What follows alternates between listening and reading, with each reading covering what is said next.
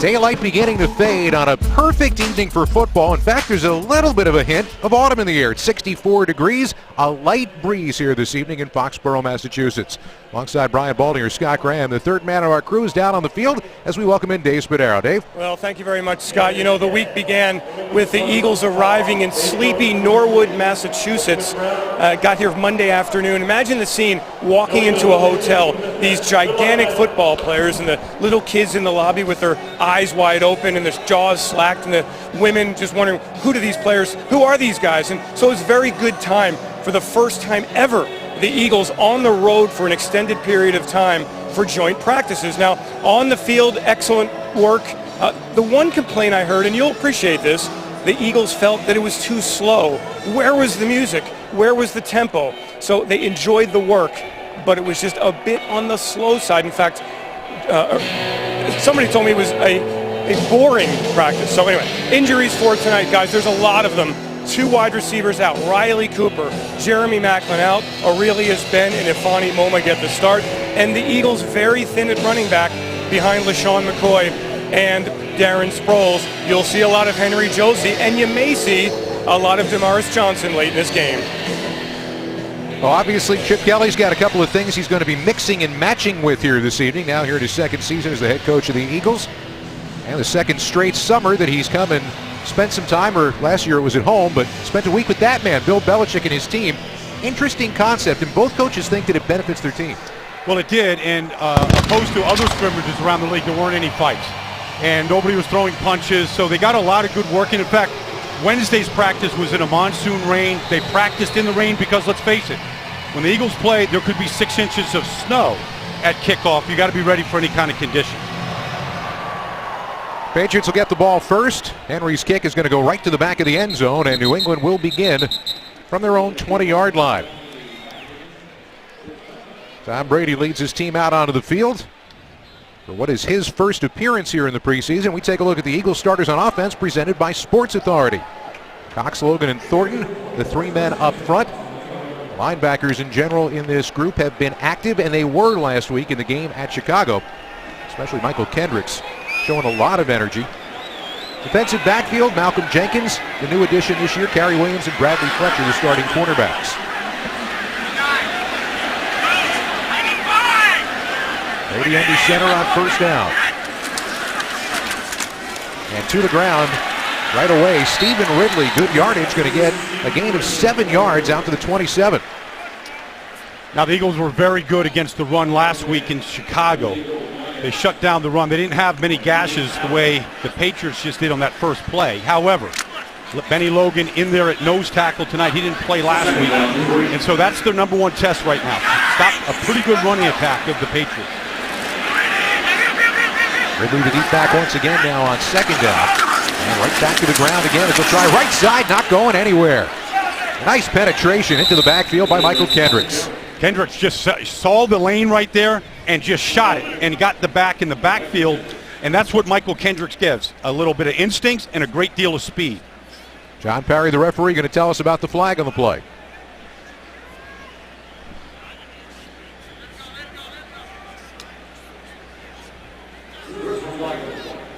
Take a look at Michael Kendricks as we get ready to listen to John Parry. Illegal use of hands, hands to the face, defense, correction, offense, number 65, 10-yard penalty, replay, second down. Take a look at Michael Kendricks here, who is ready for a breakout season. One of the inside linebacker positions right now. You're going to see him. He's going to, if he takes the back door on that play, he's got to get there to Ridley, and he does, because he trusts his speed. And he made a lot of plays behind the line of scrimmage last year. He also had 4 sacks. He had the 4 interceptions.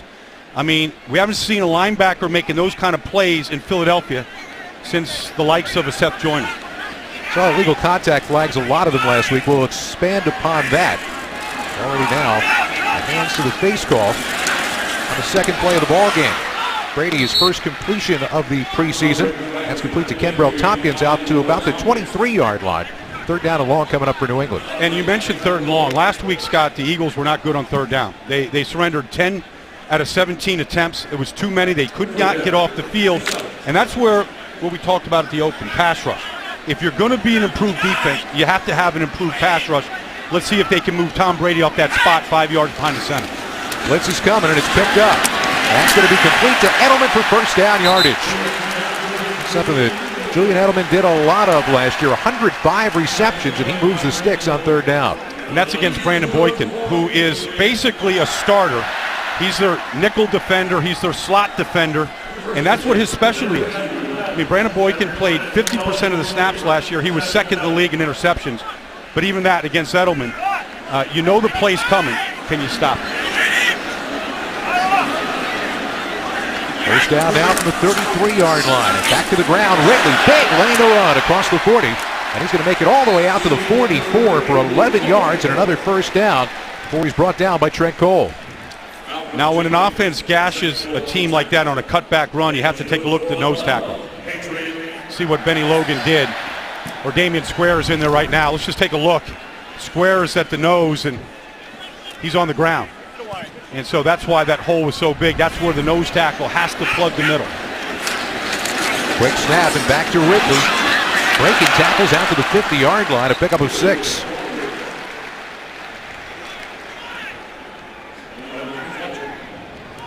Think about last year, the Eagles started their preseason against the Patriots. The first offensive play for the Patriots, they win for a touchdown. And you thought, wow, this is going to be a long year for the Eagles defense. But the run defense got much better as the season went along.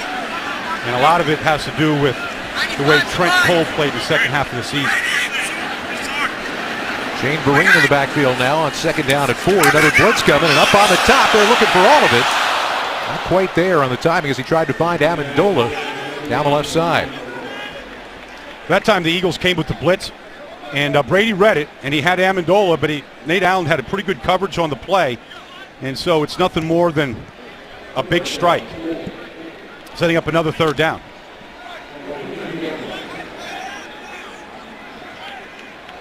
This is where your defense is trying to figure out a way to get off the field. Empty set, 5 receivers. Vereen, the running back to the top of your screen, now in motion. Brady again has some time and again finds the open receiver. This time Amendola down to the Eagles 41 for another New England first down.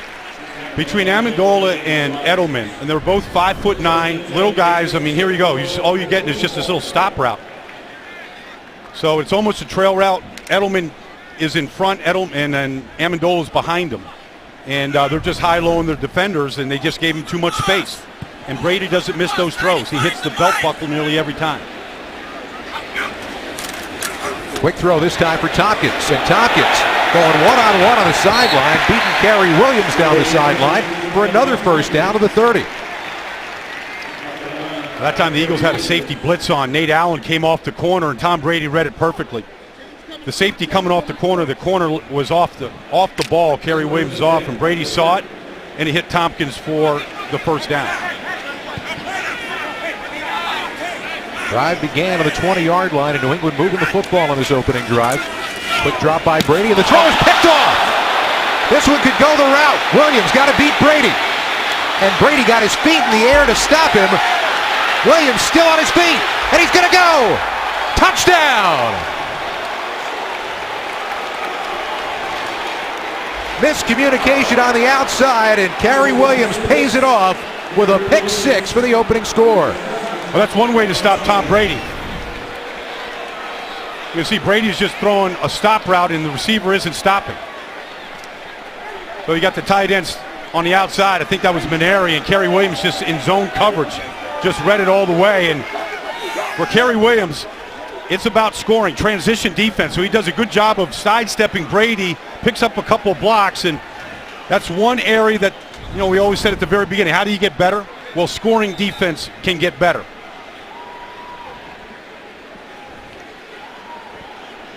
Williams all the way back for the score, and there's the miscommunication they're talking about. The Steve Maneri, the tight end. Steve Maneri out of Temple University. But Kerry Williams, I mean, what a way to start the game. They're looking right now to see whether or not Williams may have stepped out on his run down the sideline. After reviewing the play, the ruling on the field has been confirmed. Touchdown, Philadelphia. So after the look under the hood presented by AAA, Cary Williams did stay in bounds. And he got a little help from his friends, too. Michael Kendricks, the first one to pick up a block here as Cary Williams jumps over Tom Brady. Kendricks picks up one, and then Vinnie Curry another block. And the extra point is good. 77 yards on the interception return for a touchdown. Cary Williams, who once picked off Tom Brady in an AFC Championship game, gets him for a pick six right here for the early. Well, what a bittersweet moment for Cary Williams. Remember, a couple of weeks ago, he called the Patriots cheaters and said he didn't want to take part in the joint practices. Well, when he walked out on the practice field on Tuesday, the thousands of Patriots fans booed him lustily. So he gets the last laugh tonight. But here's the bitter part. He pulled his hamstring on the play, and he's done for the game. Wow. Hopefully nothing serious for Williams, and I'm sure that's exactly what Chip Kelly is talking to him about right now.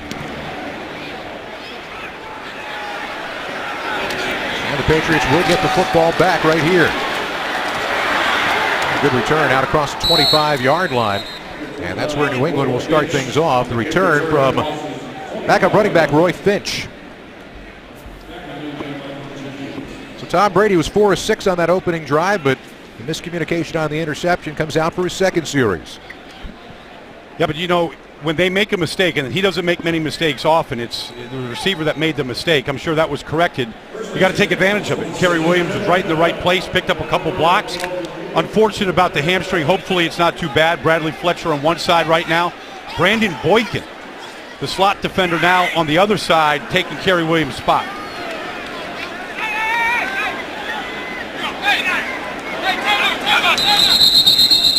And now whistle's blowing, and we got another penalty flag. Nope, going to get a quick timeout for the Eagles.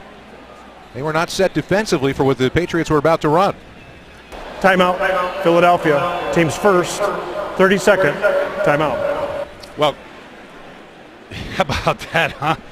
I never thought I'd live to see the day. I never thought we'd see Bill with that kind of technology on the sideline. He looks like me trying to figure out my cell phone. Fans, go to PhiladelphiaEagles.com/EaglesNest for more info on pep rally locations, Bud Light special, how you can win tickets to home games, and much more. Bud Light, the perfect beer for whatever happens. Now, maybe he's going to PhiladelphiaEagles.com right now, but I assume he's doing something that has to do with the game.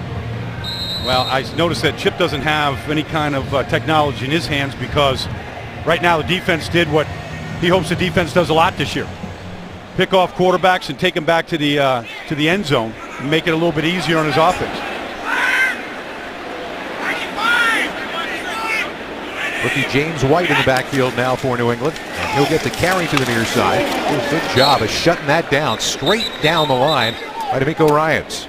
Now, DeMeco Ryans played more snaps than any player in the NFL. Offside defense, number 75, 5-yard penalty. Will replay first down, lined up in the neutral zone. Vinnie Curry called for offside. Go back to DeMeco Ryans here, and what the Eagles want to do is they want his leadership, they want him on the field, but they don't want him to play as many snaps this year as he did a year ago. They like to play him maybe 200 snaps fewer, so look for DeMeco not to take every, and it really depends on the backup linebackers and if there isn't so much of a drop-off when DeMeco leaves the field to keep him fresher throughout the season.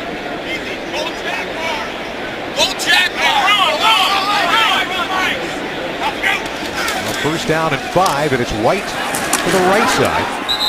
They turn that off nicely.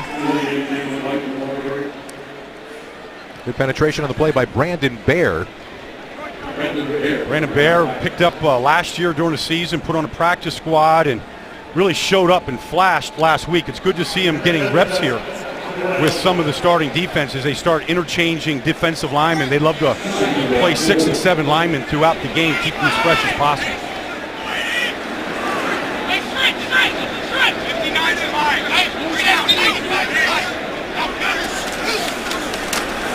Second down, right through the middle. And once again, turned off, maybe a pickup of about a yard.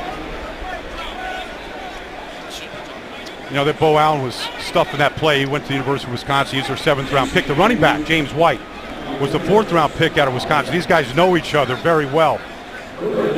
But Bo Allen really showed last week. He showed in the pass rush. kind of bull in the center in Chicago a couple of times, and then did a good job of stuffing the run. Patriots 2 for 2 on third down. This time it's a third down and about 3. Here comes Barwin. Got a hand on him, couldn't put it away, and the ball falls incomplete. You got a flag downfield, and that might be one of those illegal contact calls coming on Michael Kendricks.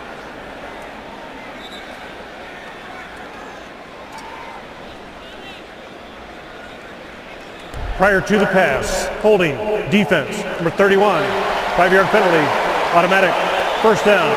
Instead, a holding call on Curtis Marsh. Nonetheless, they don't get off the field on third down, and the Patriots' drive will continue. Well, you're going to see Curtis Marsh down here. So you got a 5 yards, anything past 5 yards, you get your hands on him like right there, they're calling. It looks incidental, it looks silly, but the coaches want that call being made. You got to learn how to play without your hands on the wide receiver.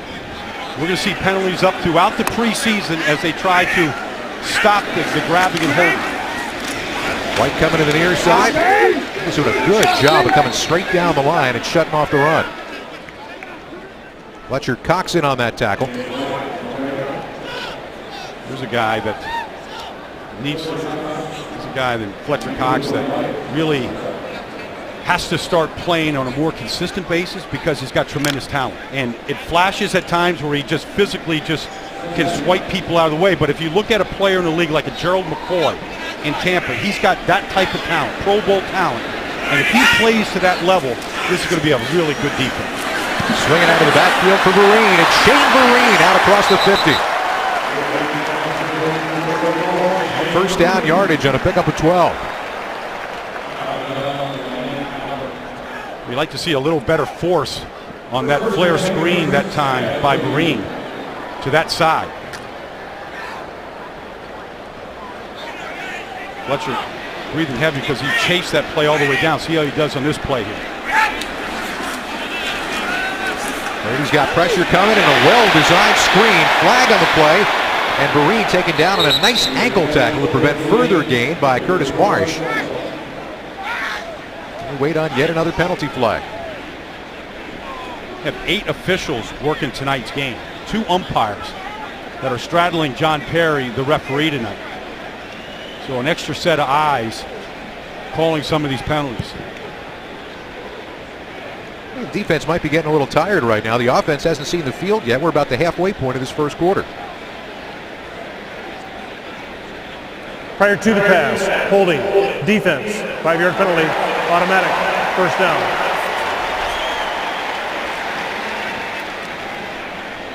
All right, they didn't call a number and who it's against. But just remind everybody out there that's watching all these preseason games right now, you're seeing flags thrown at an enormous rate, but it's coming from the coaches. Chip Kelly, Bill Belichick, both want these calls being made through the preseason and enforcing the rules the way that they were drawn up. Decline the penalty. It'll be second one, the 39-yard line. Well, Belichick didn't want that penalty called. No. He elected to take the gain on the They're still flag. going to complain and whine now, Scott. They may, in the offseason, tell the competition committee that we want these rules enforced. But coaches will still be coaches. Yeah. Oh, yeah. No, they can't be happy. It wouldn't be their nation. Taking the gain, it's second down and 1. And there's your first down. Down inside the 40, and about the 37-yard line. James White, that rookie out of Wisconsin.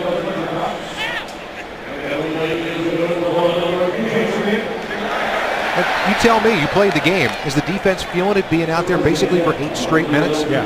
After that, you love the fact that you scored. But they just had an initial drive going. They got a little bit of a break on the interception and the kickoff, and now they're back out there. So, yeah, you're seeing a lot of substitution trying to keep them fresh right now. From the 37. A lot of time for Brady. Timing up top for Edelman. He caught it. Flag on the play. They say he was not in bounds. The question's going to be out what the flag is. Edelman stutter stepped a little bit down the sideline to try to make space, and he might have invited contact. Pass interference, defense, number 31, automatic, first down, spot of the foul. Now, Curtis Marsh had a good week of practice against the Patriots, but at some point you got to find the football. We saw that last week against Chicago, that if Curtis wants to make this team, when that ball's in the air, you can't panic like that, Scott. You've got to either look at Edelman right there and you look when he looks, or you got to find the football. But you can't play blind like that. And I'm sure he's going to be told that right now by the defensive back coach.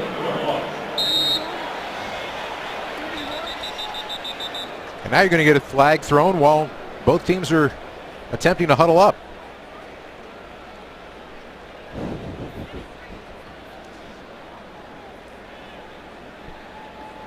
See, I don't think Bill Belichick looks happy at all. No.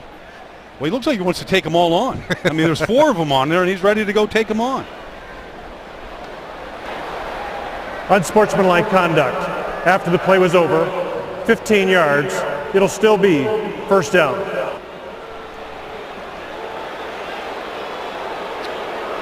Now, John Perry didn't tell us who the penalty on New England was against. Perhaps it was the entire team. Maybe.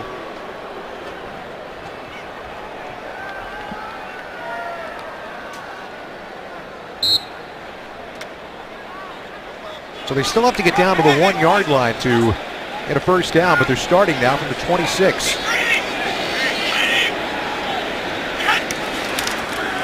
And on first down, back to the ground. Good job of getting into the backfield initially by Kendricks, and that really changed the force of the play. Ended up getting a yard or two out of it, but good penetration into the backfield.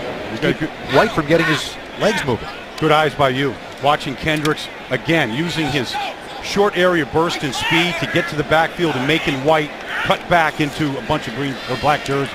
Quick snap.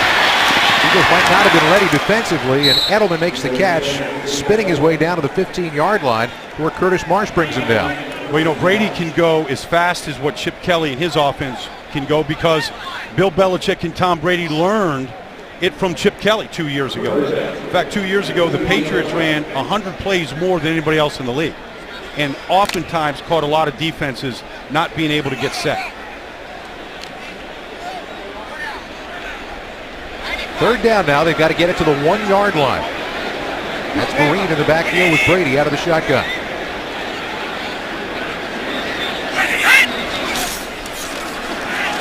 Flag on the play. The pass is complete. Got a flag early and a flag late. One way behind the line and one deep in the defensive backfield. Yardage is about 2 yards shy of the first down, but we got to wait and see. Brady just threw a dart to Edelman. That ball had some heat. 2 fouls in the play. They'll offset. Illegal use of hands. Hands to the face. Number 76. Holding. Defense. Number 22. Offset. Third down. As we said, 5:34 to go here in the first quarter. Still no offense for the Eagles. 16 offensive plays to none. Let's take you down to Dave Spadaro. Yeah, you talk about the defense being tired. The offense, it's like a calisthenics class down here. They're working on the bike. They're doing jumping jacks. They're trying to get loose for their first possession. Yeah, well, pregame warm-ups were about 45 minutes ago. So third down at 14 once again for New England. And Brady firing again. Back shoulder throw. Touchdown. Gambrell Tompkins. And a perfect throw for Tom Brady. New England within an extra point to tie this one up. Well, they went after Curtis Marsh in that drive. And they repeatedly just pinpoint precision passing. Here's Marsh on Gambrell Tompkins, the second-year player to Tennessee. Again, he never finds the ball. I mean, we've seen that earlier now, and you've got to learn from that. I mean, at some point, you've got to position yourself where you're in the passing lane, and you've got to look as fast as that receiver looks. Because Brady is throwing it right by your earlobe. But that's why you enjoy playing against Tom Brady. Either you're going to get better and learn that skill, Scott, or you're going to be left in the dust here. But that's when you play Brady and Manning and Breeze in this league, that's where the ball's going. Doesn't look like a preseason game to Tom Brady here, huh? Spent an entire year last year trying to teach the young receivers here how to be productive for him. And they are hoping, of course, that happens. Meanwhile, Marsh. Score or down by contact short of the goal line. We'll review the play. Timeout on the field. They're looking to see if this actually is a touchdown. Look at this, right by his earlobe. Look, he almost ducked out of the way. Yeah, he's down. He's down at the 1. They're going to review it and determine whether Tompkins actually did get in. Coming this fall, don't forget to pick up your Eagles and Coke specially marked packages. Touchdown. There you have it. You heard the play stands as called. John Parry went under the hood, and it is a touchdown.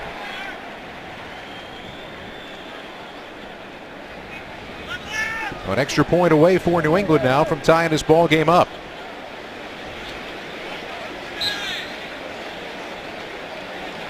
Stephen Gostkowski.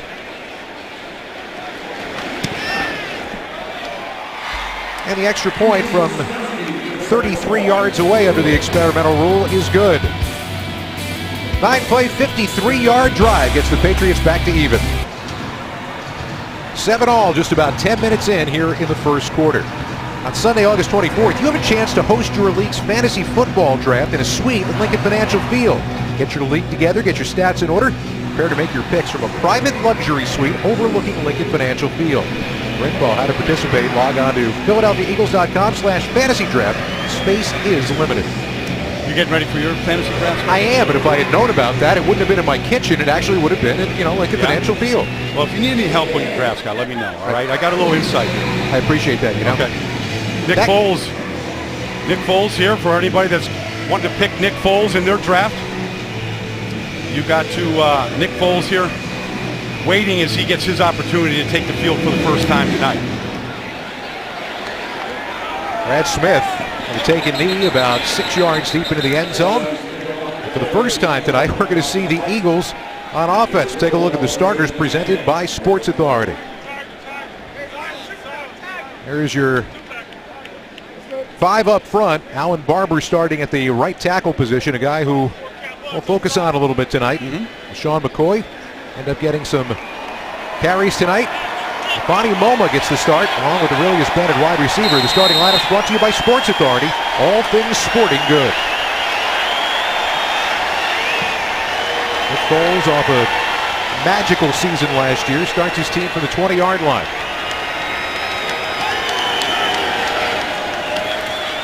Trying to find that early rhythm. And a nice catch by Moma, helping his quarterback, but the ball pops out.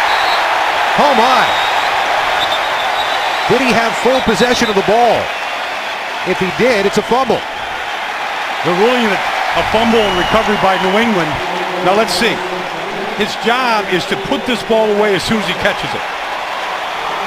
So Moma, he never really gets that ball away. He never gets it into his body.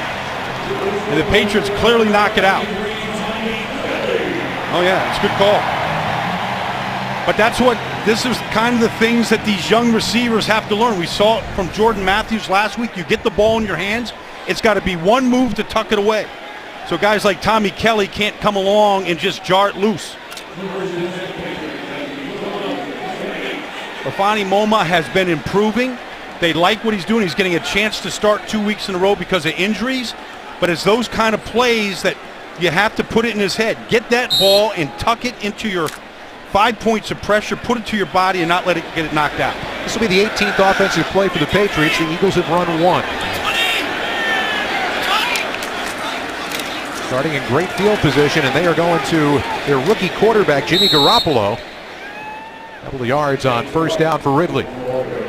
Well, enough of Tom Brady, right? I mean, just pinpoint passing, 3 for 3 on third down. And he just has an unbelievable command. We watched it all week in practice.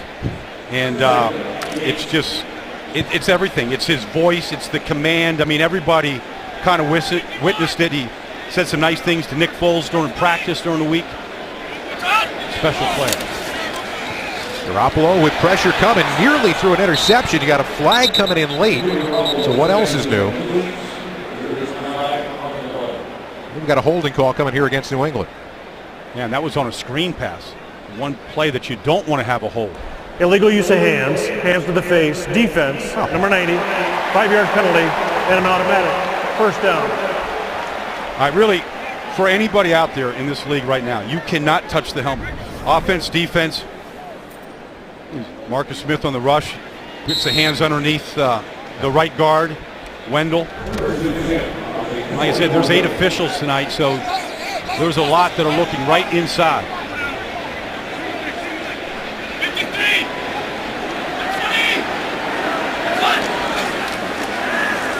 Garoppolo on a play fake and wide open. That's going to be first down yardage to James Devlin, product of Boyertown Area High School. He's going to give him a first down and goal from the 9. Somebody lost the fullback here. And here he is coming around here. So Nate Allen's at the end of the line of scrimmage. He's on a blitz, but I think he had the fullback became his way. It's a popular new play in this league to the fullback. Kind of doing a wind back and getting out to the flat. You can't lose sight of it. Just inside the 10, first down and goal for New England. And right down the middle, to about the 5 for Ridley. Cedric Thornton making the tackle, second down coming up. You mentioned that the officials are really experimenting with 8 officials tonight, Scott. So there's actually 3. There's 2 umpires and a referee, and they're all behind the line of scrimmage. So there's an extra set of eyes. Andre Walsh, one of the umpires. We've never seen this. It's a brand new configuration. Brand new configuration that they're trying out to see. And so one of the reasons why we're getting the flag, extra body out there calling. Straight ahead running, and here comes another flag from one of those 3 who was in the offensive backfield. It's going to be against New England. Holding, offense, number 64, 10-yard penalty, replay, first down. Chris Barker, the center. Well, the emphasis here is just basically, these are the rules. This is where the hands can go, and this is where they can't go. And we're going to see it for the next couple of weeks. And it's something that they're trying to establish in the preseason in hopes that the game will kind of correct itself as we get into the regular season. Because to be honest with you, if they decided to do this once the regular season started, this is unwatchable. This is unwatchable. It looks worse than a preseason game. Garoppolo got his fullback wide open and a touchdown for Devlin. Flag on the play. Well, it's assignment football twice now. Devlin has been open and he's been uncovered. So it's just simply assignment football, and the Eagles aren't doing it. Defense, number 59, penalties decline. Result of the play, touchdown. Well, the illegal contact call is refused. Devlin, the touchdown reception, and the Patriots take the lead.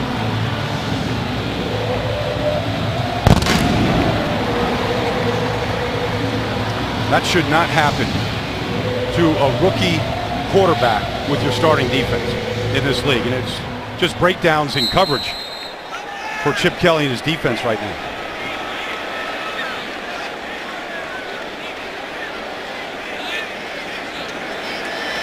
Extra point for Gostowski. And a 14-7 lead for the Patriots as Garoppolo, who threw a touchdown pass last week, finds the end zone yet again in his second preseason game.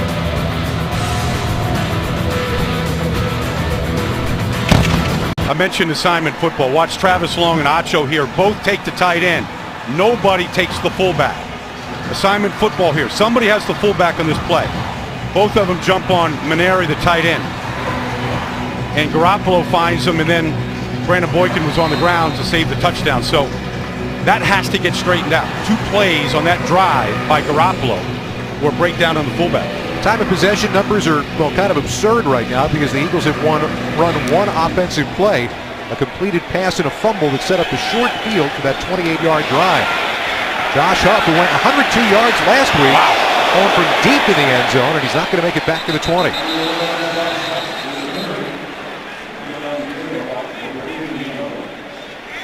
Josh Huff took a shot. He's not feeling too good right now. Obviously, he got a little confidence that he needed last week with that 102-yard kickoff return. He took a shot to the shoulder. Didn't go down on it. Bounced off it. All right. See if Nick Foles can get some rhythm here and some plays for this offense. Shady McCoy, his first carry of the night on the Eagles' second offensive play. And he gets himself about a yard. Shady had 1 carry last week and he was done, but he wants to get work. Chip wants to get him work. He feels like he needs to get a rhythm before the season starts. On play action, Foles all day to throw it. He's got a first down out to the 30-yard line. That's Mulma. That's the same dig route that he caught the first play of the game, and that time he put the ball away. And here they come. They're going no huddle and straight to the line of scrimmage. Eagles trying to get some sort of offensive rhythm going. McCoy following his blockers. Good patience there as he gets out near the 35-yard line. Well, there was good movement on the right side with Todd Harrimans and Alan Barber. And Shady just patiently stayed behind him like you mentioned, Scott. Picked up a good 3 yards, maybe 4.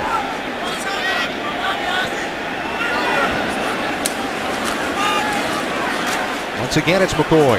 And this time, not going anywhere. Rob Ninkovich set that edge and then reached out with one long arm to drag him down for a loss of about 2. The Eagles' playbook in the running game is pretty simple. This is their outside zone.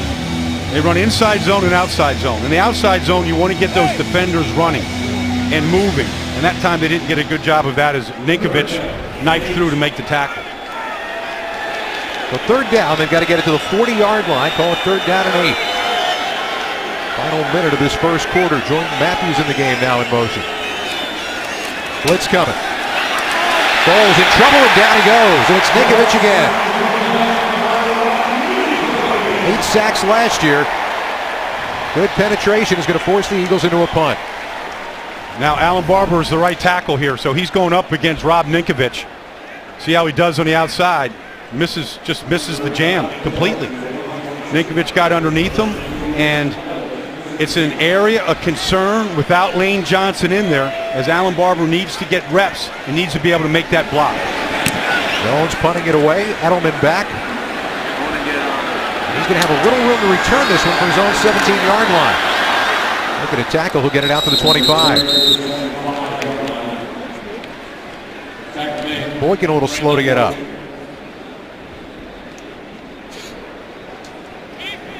He joined us late. The Eagles got a 77-yard interception return for a touchdown by Cary Williams. And for the most part, it's been all about New England's offense. And you saw last year what happened defensively as the season went on. 7-1 over the last 8 games. You see how the numbers improved. Yeah, and this was a big number here, as they were able to take the ball away at a very good rate. And they were way plus in the turnover ratio. It's the biggest stat when you win or lose a game.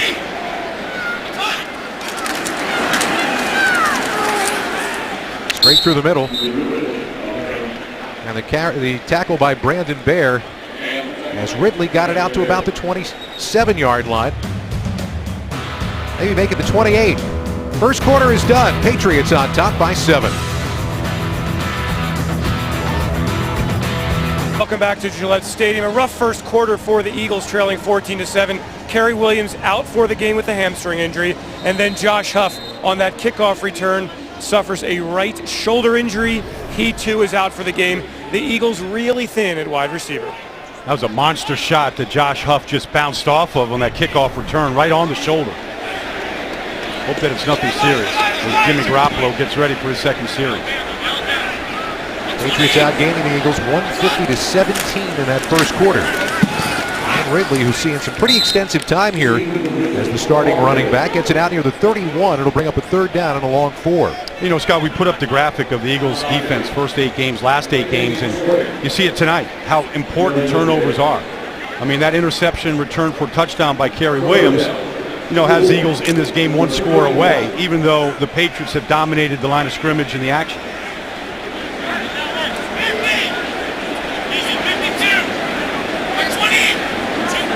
On third down, the Patriots have been very good so far tonight. Trying to convert again, and they do. The give right through the middle to James White, the rookie, and he's got first down yardage out across the 35. See, on that third down run by the Patriots, the Eagles were in their nickel defense. I mean, they took the nose tackle out, and they replaced him with an extra back, defensive back. And they ran right at him. Seeing Marcus Smith, the rookie, getting reps now at the outside linebacker spot. Bo Allen in there at nose tackle. So some of the draft picks in the lineup now. Brandon Bolden in the backfield now for New England. On first down, they go play action. Big rush coming. Garoppolo throws, and that's going to be incomplete. Just out of bounds was Kenbrell Tompkins. Bo Allen providing the pressure that chased the quarterback out of the pocket. And we saw that last week from Bo Allen. Let's take a look at it again as, well, we see the play on the outside. Nope, not in.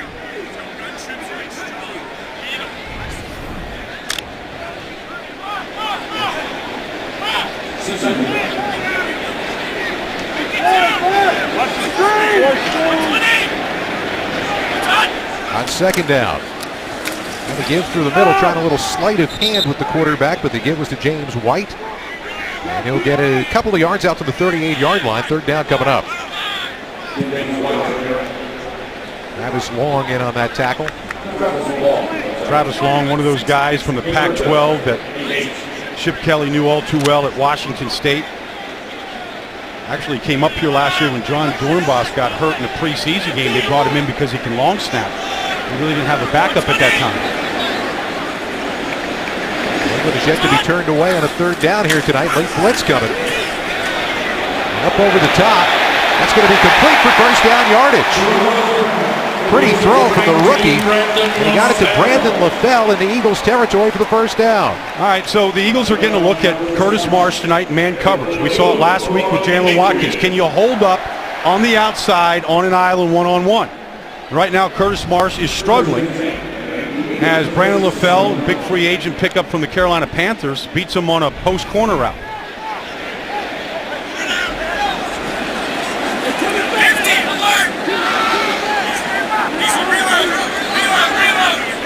Brandon Bolden back in the backfield, the ball to 37. 14-1 in total first downs, and Bolden a pretty shake and bake move to the outside. Running downhill for a first down inside the 20. Well, with the injuries at corner to Kerry Williams and Jalen Watkins, right now Brandon Boykin playing outside. And he's got to be in a position to force that play inside. He simply doesn't do it. He's late coming here on the outside.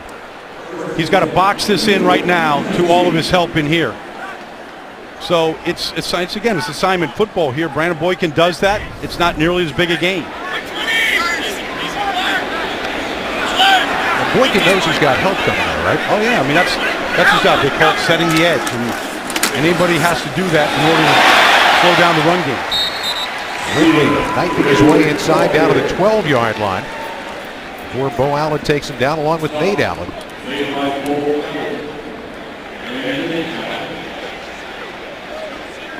England's been very efficient offensively here in this first half. Eagles defense hasn't gotten a lot of stops. They've also been on the field an awful lot.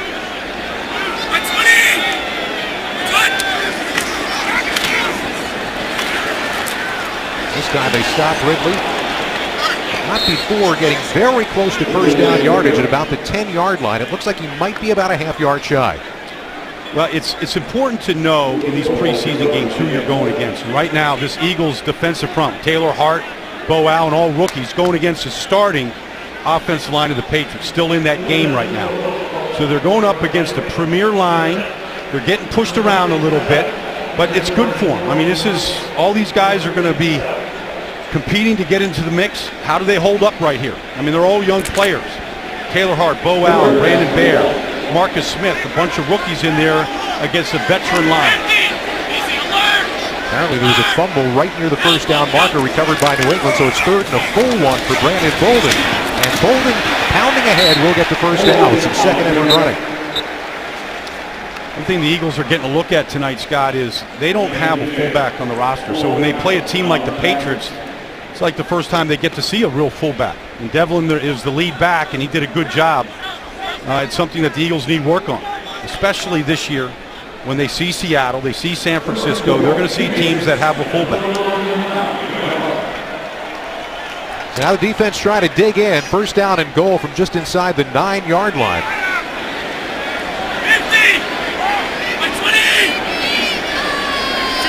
White the back in the backfield. And he'll get the hand. Turned off, bouncing it back on second effort. Ended up getting positive yards after it looked like he was going to get thrown back for a loss. I tell you, Vinny Curry did a nice job. And one of the things that Chip Kelly wants to see from Vinny Curry is how he plays against a starting offensive line. And tonight, they're getting a good look. Now here's Vinny inside here, beating Marcus Cannon in there. Look at that, right there in the hole. That's a very good play by Vinny Curry. People doubting whether he can hold up against a good line and a good running game. He just did on that play. Now it's Bolden straight through the middle, spinning his way down inside the 5. Third down and goal coming up after Damian Square makes the tackle. Now, if I'm the Eagles here, and I'm thinking about the Patriots, I'm thinking Belichick is in 4-down territory. Even if you stop him here, there's really no reason to go for a field goal. Work on your short yardage, work on your goal line sets. You don't get a chance to do that. A lot of live work and practice. This is good work for both teams. Patriots an eye-popping 6 for 6 on third down here in the first half. Three receiver set. Garoppolo with a little bit of time and throwing to the back of the end zone. Touchdown. Flag down in the end zone. The catch made by LaFell.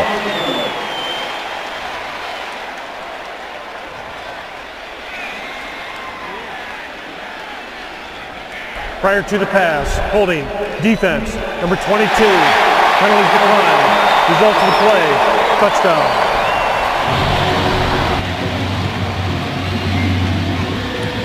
Boykin on the hold, but Curtis March beat on the play. The coverage doesn't look bad. I mean, you're going to get Brandon LaFell coming to the back of the end zone line here. Marsh is on the... He actually goes right through his hands. I mean, he's in a position to make that play. Leaves his feet to bat the ball down and just misses the ball. Pair of touchdown passes for the rookie since entering the game. Gostkowski hitting on the extra point. Rough night for Curtis Marsh so far. And the Eagles with some coming back to do now. The Patriots have a 14-point lead midway through the second. Patriots a 14-point lead now. Gatorade knows it all begins within. Within is the Eagles' determination to come up big when it matters most, but it takes both training and fuel. Win from within.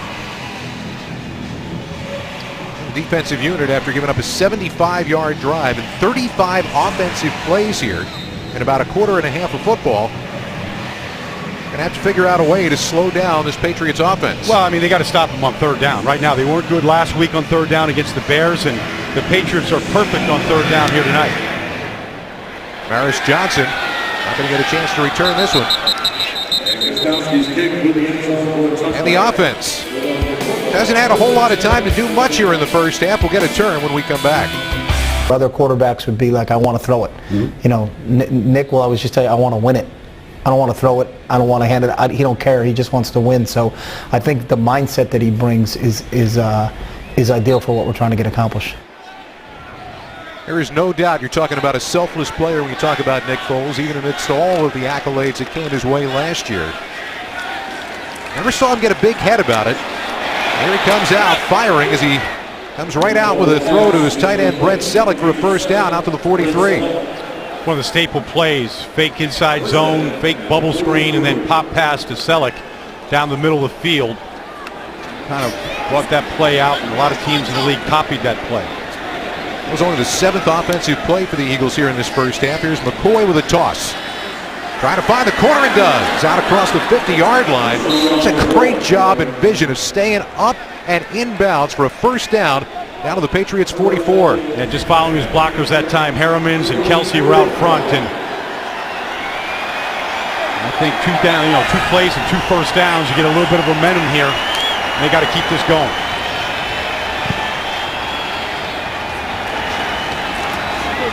And a quick throw. And there's Matthews, the rookie. Pick up of 4 yards. I call it 3 down to the 41. This is the speed that they want to be playing at. Yeah, I mean, as soon as they set the ball and the umpire clears the deepest offensive player, Kelsey wants to be able to snap the ball. Which umpire would that be? Well, it's the second umpire tonight, Scott, since there's 2 of them. Moment in motion. And back to the ground again. This time the hole closes up. Not a whole lot of room to operate for McCoy. Well, it's a good matchup in there tonight. Vince Wilfork, probably the premier nose tackle in football. Look at him, and that's what a nose tackle looks like. He's a two-gapper. He's a three-gapper. He's a three-gapper. I think that's fair. When he went down and going up against Jason Kelsey, that's as tough a matchup as Kelsey has in the run game in this league. Aaron Sproles in the backfield now on a 3rd down and 6. Sproles has the time. Finally finding someone to throw to, and it's incomplete. Coverage from Patrick Chung, who played for the Eagles last year. He was all over Zach Ertz, and a flag on the play.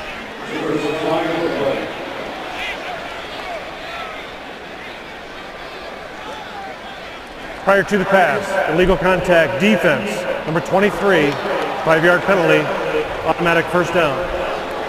So that was on Chung, and another one of those illegal contact calls. The Eagles will gladly take the first down. Yeah, I mean, Patrick Chung, he was a starting safety for the Eagles a year ago. Here he is against Ertz, and that's where Nick wanted to go with the ball, and that's why they want to call that, so that the tight ends like Ertz and Selleck don't get tackled in the middle of the field.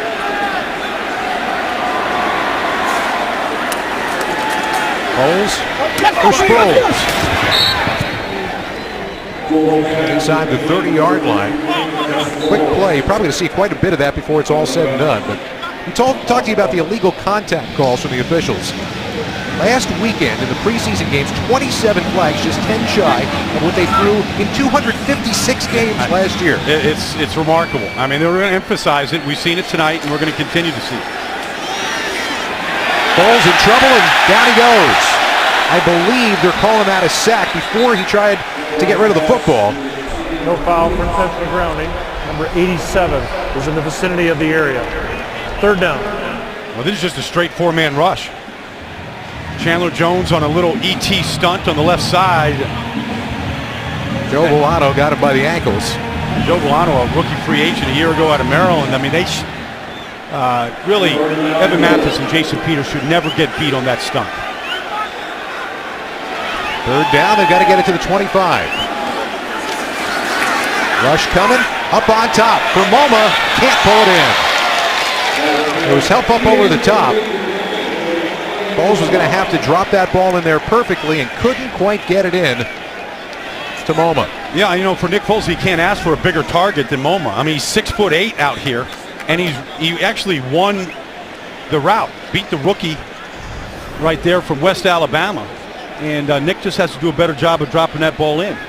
Alex Henry going to try from 47 yards out now. See if the Eagles can come away with some points, and they can't.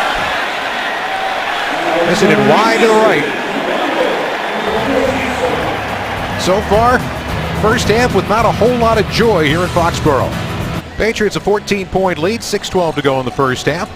New for the 2014 season, get NFL Mobile free with the More Everything plan, exclusively from Verizon Wireless, the official wireless provider of the Philadelphia Eagles. Airtime, message, and data rates may apply. Let's take it down to the field to Dave Spadaro. Well, you know, for the 2nd straight week, offensive line coach Jeff Stowland has a lot of communication problems, a lot of work to do with his offensive line. Not pleased at all with the performance last week with the starters, and certainly tonight with this group. And Dave, you wouldn't expect that after 3 days of work against these Patriots. We should be well familiar with who they are. Good job getting in and knocking that ball away by Earl Wolf. Coming on a safety blitz. When you see a safety blitz on 1st down, like you do right here, I mean, what you're saying is, you know, we're not really going to let them get to 3rd down. We're going to start pressuring. That's Billy Davis dialing up the safety blitz to start attacking this offense and maybe trying to knock them off rhythm right now, Scott. Garoppolo's completed 4 passes, 2 of them for touchdowns. So another thing you got to do is try to rattle the rookie a little bit. Eastern Illinois, Dr. Payton Award winner last year for the top player in FCS football. And up on the top here and overthrowing his intended receiver. That was Brian Timms. Yeah, it's good to see Curtis Marsh bounce back here and really be in a good position on that coverage after some of the tough plays that he's given up here tonight. And he's getting a great chance to play with the injury to Kerry Williams and the injury to Nolan Carroll and Jalen Watkins. He's getting a long look here in his 4th year. New England is 7 for 7 on third down conversions, but they haven't had as many of these third and longs. They've got to get it out to the 47-yard line. The bubble screen. Room to run, but not enough room for a first down, as they'll only make it to the 45 for Josh Boyce. They finally get off the field, and that was a great job by Vinny Curry at doubling back on that little bubble screen that they ran against a double A-gap blitz. So good hustle by Vinny, who's getting a lot of snaps tonight. And we finally get an opportunity this evening to introduce you to Ryan Allen, the Patriots punter.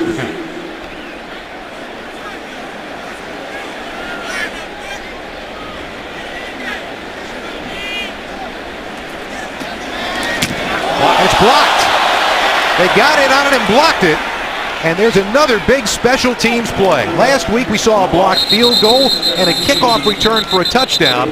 And tonight, in a big spot in the game, they get in and block it. Well, it's an all-out block. They actually rush 8. What a great play. Yeah. Tremendous play by Aurelius Ben. He shed a blocker, had one arm, and in a full dive got the football. And there's a spot, Scott. It's 9.5 yards behind the center, what you want to get to, and he took it right off the punter's foot.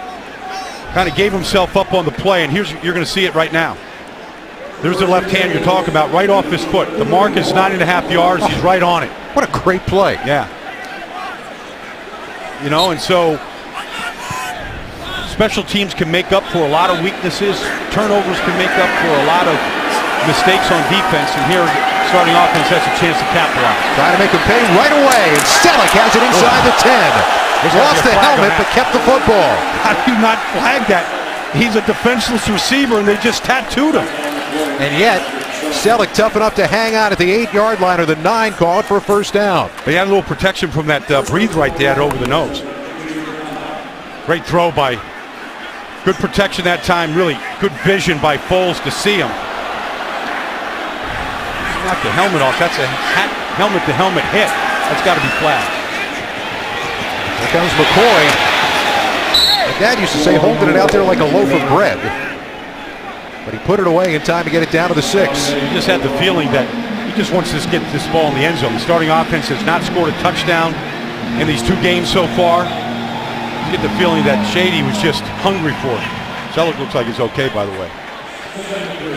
Well, okay, maybe. Maybe to you. You're up here. Maybe not. Feels okay to you. Yeah. I have enough problems with my fingers, Scott. Yeah, we know. Second down. There's McCoy, and there's the defense just kind of waiting for him. They kind of tracked him. Brandon Browner was right there as soon as he caught the football. So it'll be third down and goal now for the 6. You like to see the Eagles in this spot march out Afani Moma at 6'8", the way the Eagles used to do with Harold Carmichael, and throw a jump ball to him, but he's not on the field. 3 wide receivers. Boy in the backfield. That's Ben in motion on third and goal from the 6. All out blitz coming. Foles has time, throws, and that's in for the touchdown. Zach Ertz. He set himself up, made himself big, and Foles hit him for the touchdown. The Eagles pay off the block punt. And that's exactly what you want. You want the turnover on the punt, and this is a great throw by Nick Foles. Because this is a precision throw. It's not his first read, his second look at a stick throw right to Ertz in front of Patrick Chung. Gotta put a little caliente sauce on that throw to get it in there. He set himself up like a guy setting for a rebound in the NBA. And that's what it's becoming, Scott. Low post basketball in the end zone. Foles got to like that one. Eagles have to like that one with 3:35 to go here in the first half. They turn a special teams play into a touchdown. Well, after a somewhat pedestrian start in week 1 of the preseason, Nick Foles has looked good tonight. 8 out of 10, 81 yards, that touchdown pass to Zach Ertz. He's had some mustard on the ball tonight, too. Well, think about it. I mean, he's without his starting wide receivers. What a connection, I think, that's growing between Foles and Ertz. Ertz had 6 touchdown catches the second half of the season last year, including that playoff loss in New Orleans. Now with 3:35 to go in the half. Henry kicking it off, and the Patriots will take a knee and begin at their own 20-yard line.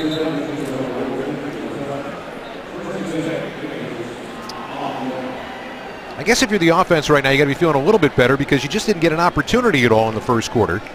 No, I didn't have the ball. But, you know, the Eagles now 2 weeks in a row have made big special team plays. And, you know, for a guy like Aurelius Ben, who was trying to make this team as a backup receiver, missed last year with a torn ACL. I mean, no better way to get noticed for Chip Kelly than to go block a punt and give your offense a short field, and then you go stick it in the end zone the way they did. That gives a whole lot of life to that sideline. So that arm bounces back, whatever it is that happened on that blocked punt. As they continue to work on him, a flag on the play here as the Patriots will get a little bit better than 3 yards on first down. Jason Phillips, one of those players coming back from a torn ACL a year ago. Brought in here as a free agent last year. Personal foul, illegal roll block, offense, 15-yard penalty, correction half the distance to the goal. We'll replay first down. Roll block is an offensive lineman taking a defensive lineman out and rolling into his legs. You're not going to see it from this angle. Now maybe you can right here. I think there it is. Marcus Cannon right there. See, he's rolling in to the defender. Last year, Seattle took out the starting nose tackle of the San Francisco 49ers in that type of play, and it's safety first, and so they're putting these safety measures in, and that's a good call.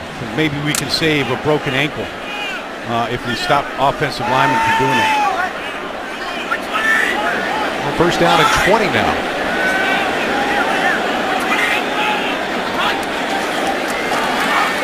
Garoppolo's got a little time and throwing incomplete. Vinny Curry providing some pressure. McCullough. Let's take a look here. Yeah, let's take a look at Vinny Curry again. He gets the pass rush now. He keeps showing up. He splits in a double team here. I mean, that play right there, that effort of splitting the double team and getting to Garoppolo. That's the type of play that we see from Vinny, and and I think fans want to see more of him because he has a natural ability to get skinny in a crack and to get to the quarterback. Curry's after it again. Flag on the play on the screen to the inside for White, who's going to crawl out across the 15. It looks like it's going to come against New England, I believe. Illegal use of hands. Hands to the face. Offense, number 61. Half the distance to the goal. Replay, second down. Wasn't Cadden called for the roll block, and now? Yeah, it's 2 on 1 drive. So any hands to the face. He's asking Andre Walsh, any hands to the face right now, you're going to get it. Here's Vinny Curry with that inside move, and there it is. There's the hand on the face mask.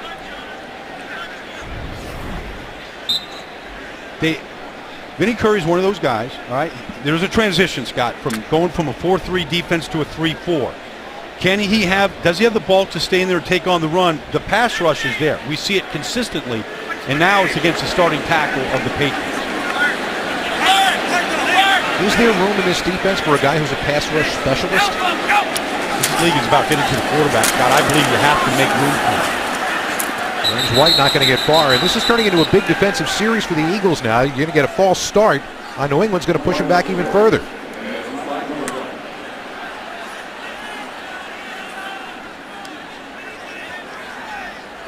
Illegal formation. Offense. Number 19, covered up the tight end. Half the distance to the goal. Replay, second down. Coming up at halftime, Santander presents Sights and Sounds, an intimate look inside the lives of Eagles players as they compete to make the final roster. And we're going to take a look at the first half stats presented by Coca-Cola. Dave Spadaro provides the insider's perspective from the sideline. Well, the best thing I heard about from the inside yesterday, John Dornbus, the center, the long snapper, performed magic for Bill Belichick and the New England Patriots yesterday. How does that happen? Just say, when you're a world-class magician, you're in demand. You know, he's got an HBO special coming up next week. Vinny Curry getting some much-needed water, and he's earned it. He has shown up. He's been effective. He's gotten the best pass rush tonight, and he's chased down some plays. And Chip Kelly told us this week, Scott, he said, look, I want to see Vinny against the starting offensive line and not the second or the third group, the starters. They're weighted reps. Every rep is important, and Vinny tonight is playing like every rep is important, and I think Chip Kelly's going to notice it. And that's Jerry Azzanuro, the defensive line coach. He's going to take note of it. Jerry actually coached Vinny Curry at Marshall before he joined Chip out at Oregon, so he's got great familiarity with it. I don't think that anybody who's watching Vinny Curry is going to doubt his motor, because he is going after it on each snap. He's saying, I'm going to earn a spot on this team this year, whether you like it or not. Hey, the Patriots, you got a quick kick out of your quarterback right now. This might not be a bad idea. 3rd down and 25. Instead, they'll stay on the ground, try to make some room for the punter. And they get it out near the 15-yard line. You know, you mentioned the quick kick. I mean, I've seen the Patriots, do that. And watching the Patriots practice against the Eagles yesterday, it was all situational football. Belichick was calling out one particular play after another in certain situations. That's going to take us down to the 2-minute warning. And the refs have finally seen the clock get to 2 minutes. So the offense will get the football back for the closing moments of the first half. Well, a big thank you to all Eagles fans who came out on Sunday to Franklin Field. It was the Eagles Alumni Day, a homecoming for 36 former Eagles, and the crowd loved it, and we thank you all for your great support during the open training camp portion of this summer. It was a great event with some wonderful former players in attendance. That's an exciting day, a fun day. You got a chance to see Nick Foles, and I was out with Nick's father last night, Larry. He said that he learned in college that whether you have a good game or a bad game, like you have 24 hours to flush it. He learned that in college, and last week wasn't the best performance. He knows that. I think he came back today, and I think he played much better, much sharper. And, if they didn't turn the ball over, if they didn't have the penalties, I think Chip would be much happier with the overall offensive performance. They've got to clean some things up on the offensive line, I think, right now. That's a big issue, I think. I thought Nick stepped up, threw the ball very well to a lot of receivers here. They're just trying to make this team. Saw Ben back in the ball game. He got the block punt last time. This time they're hoping to set up for a return. Johnson got to make a man miss, and does. Now trying to find a corner. That's good coverage by the Patriots, as he can't quite get it back to the 40. Last time it was the special teams that helped spur the ability to score. It was Ben with a spectacular block of the punt. Then a couple of very big throws by Foles. Selleck holding on to the ball in traffic. And then the other tight end, Zach Ertz, good position down on the goal line. And the Eagles got into the end zone to get back within 7. It's got obviously one of the big questions this year for Chip Kelly and his Eagles offense is how do you replace the production of Deshaun Jackson? Well, I think Nick Foles showed you that we've got 2 tight ends that we can go to in the middle of the field. And I got 2 guys that can catch the ball in traffic that are big targets. And I think both of them are poised to have big years. Boykin slow to get up after that punt return. It's been a kind of difficult night, especially in the defensive backfield. It really has. I mean, they came in shorthanded today. Minus Nolan Carroll, minus Jalen Watkins. We saw Kerry Williams go down, and Boykin just a incredibly valuable guy. I consider him a starter for the secondary. Pulls up. That looks like a muscle pull when you just kind of pull up like that. And now you're hoping you got enough defensive backs to finish out the second half of this game. Now you throw them all out there. I mean, you do whatever you have to do to finish the game, and they've got a lot of young kids that they want to look at, and they're going to get that chance. But now with 1:49 to go and 1 timeout, Mark Sanchez will make his first appearance of the night. Trying to run the offense and get another score. A little bit of time throwing for Darren Sproles. Makes the first man miss. Gets it out to the 46-yard line for a pickup of 7. I think everybody was surprised and excited the day that the Eagles traded for Darren Sproles. surprised is the Saints let him be traded and what they actually just gave up for him, the 5th round pick. Look at that. Look at Ertz up on top. That is a star in the making right now in the NFL. He's down to the 34-yard line for a first down. And Mark Sanchez, who did not play last year because of an injury in preseason, seems to have found a great target in Ertz. Hit him a couple times last week, and that's great location on the ball. Sanchez again, straight down the middle. And this time, it's the rookie Jordan Matthews for another first down, down to the 16. This is 2 weeks in a row we've seen Sanchez come in the game and immediately move the team down the field throwing. And now the Patriots going to take a timeout. The Eagles were just moving it down the field way too quickly for Bill Belichick's liking.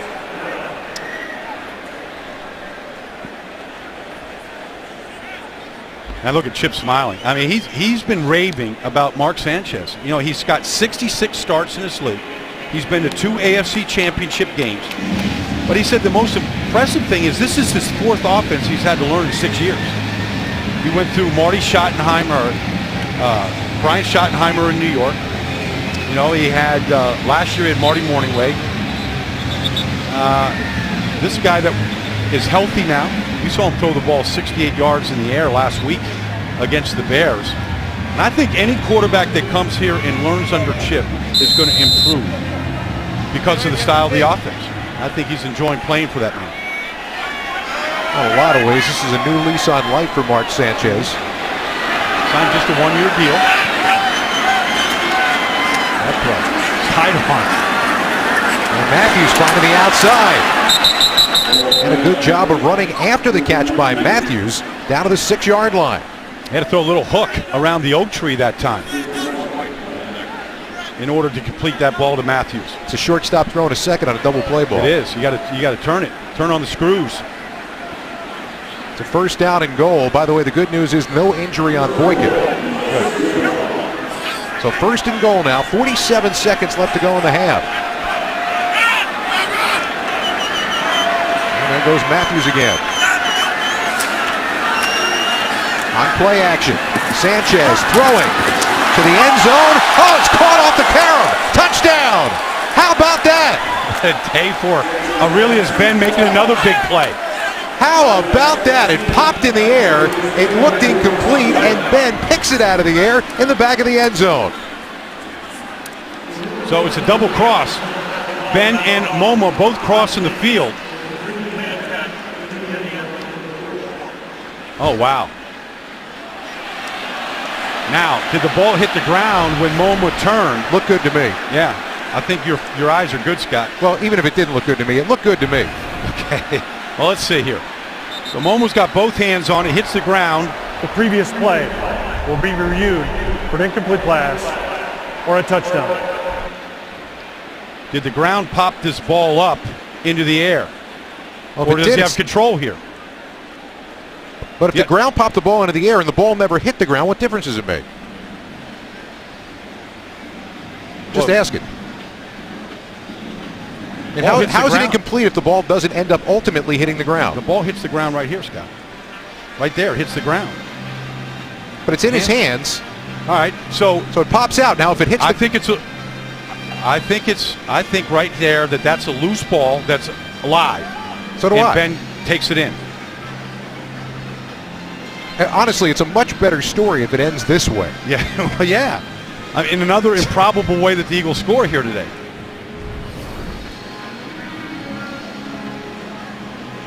Aurelius Ben was drafted at the University of Illinois by Tampa 4 years ago. Had a good rookie season. Then he had some injuries and injured for the Eagles a year ago. They traded for him a year ago. He actually got hurt practicing with New England last year when they were doing the same thing they did this week here. Yeah, in the scrimmage. So we await the official review, but the Eagles might be within an extra point. So here's the ball hitting the ground. Fans are seeing that on the big screen. I think his hands are underneath it all the way, Scott. The hands are underneath it all the way. And now the ball is a free ball. Right. It's nothing more than what you called it originally, a carom, your old basketball term. We mentioned that, playing football in the end zone in this league is like playing low post basketball. And Ben just, being alert. Does what comes naturally, catching the ball. And Mark Sanchez has to feel good about how he's adjusting to this new offense. Honestly, his throw is very good. Yeah, it's been very sharp. I mean, every throw on this drive was sharp. After reviewing the play, the ruling stands. Touchdown. There you go. Punch of the fist. And Ben, who's having himself an enjoyable night. A really enjoyable night. Going to walk out of this with a touchdown.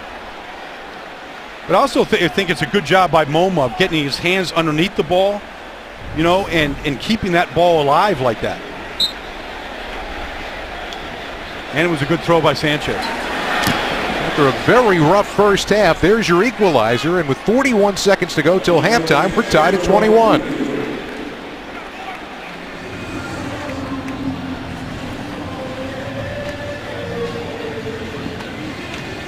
How about that? Yeah, no, I mean, look, we've seen it 2 weeks in a row from Sanchez. Now, you could say, all right, it's the second team defense, but regardless, I mean, he's throwing pinpoint passes.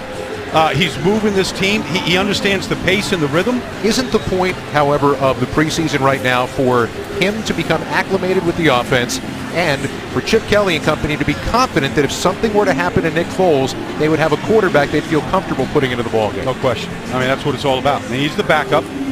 But you can see, like right now, that there's all smiles over there in the quarterback club, and rightfully so. That's Bill Musgrave, the new quarterback coach here, and he's coached a lot of great players and played behind some great players in this league.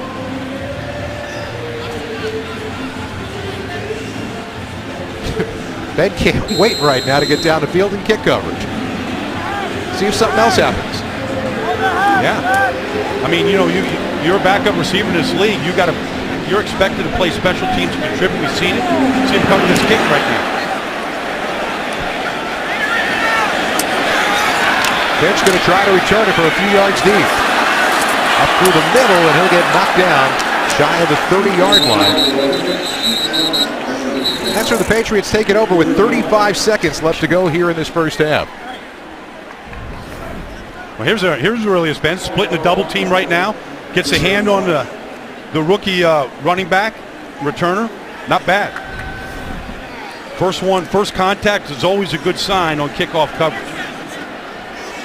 What a heck of a night by Aurelius Ben. You never know in these preseason games who's going to jump out. We've seen Ben, Vinny Curry, Sanchez. A couple guys have kind of jumped off the screen at us tonight. The rookie quarterback, Garoppolo, firing down the middle, incomplete. And Marsh coming on a late coverage, breaking it up with Brandon LaFell. Curry again getting after the quarterback. He's relentless. I mean, you know, the effort is just supreme right now. Pushed the pocket, got a hand up in the quarterback's face.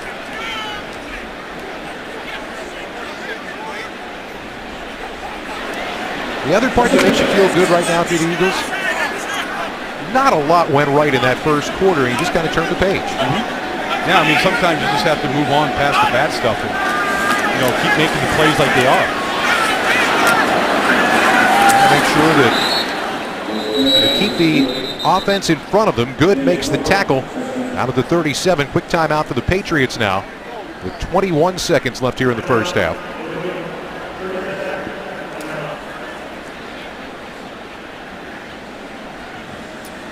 Well, the best positive by this defense tonight was obviously the interception return for a touchdown by Kerry Williams. I mean, those plays are game changers in this league, especially when it's against Tom Brady. But I think they've gotten better here on third down in the second quarter, and I think that the play of Vinny Curry in the first half is encouraging. There's Williams, his night done after that long interception return.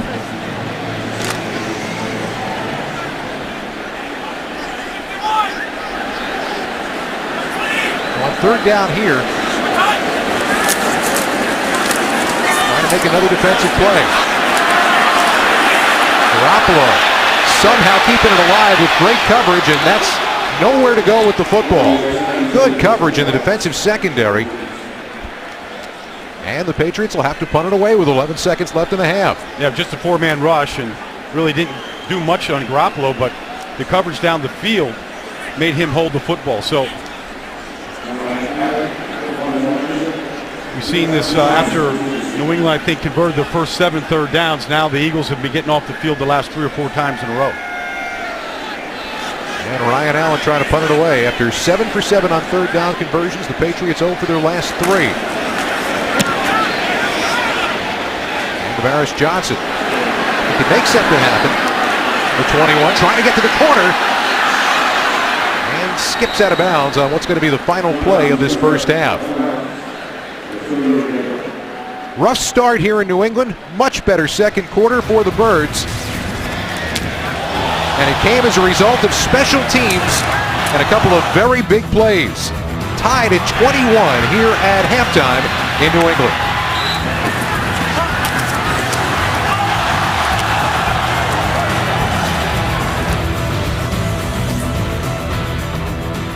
Oh, a mixed bag for Chip Kelly coming off the field.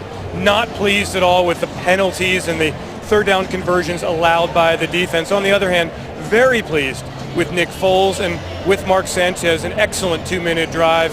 The Eagles are 5 of 5 in the red zone. That has been an emphasis so far, in the offseason through the preseason. They've been outstanding. They've been perfect. So a mixed bag for Chip Kelly. Mark Sanchez gets the start in the second half at quarterback.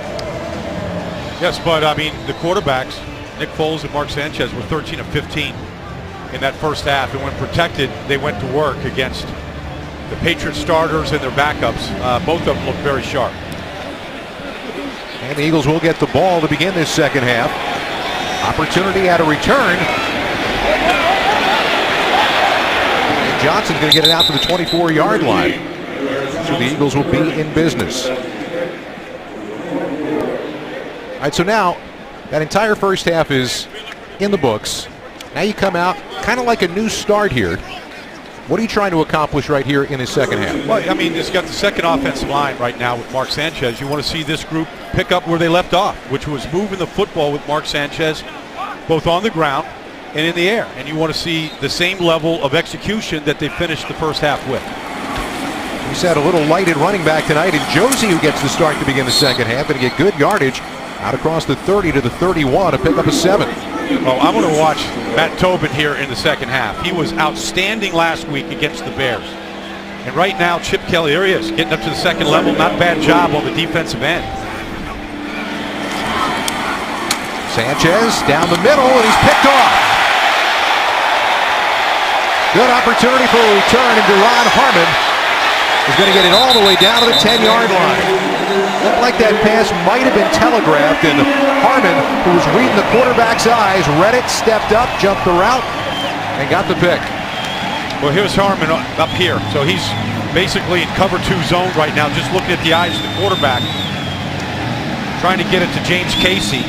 Kind of let him a little bit too much. Harmon's just sitting there right, just not a pinpoint throw that time by Mark.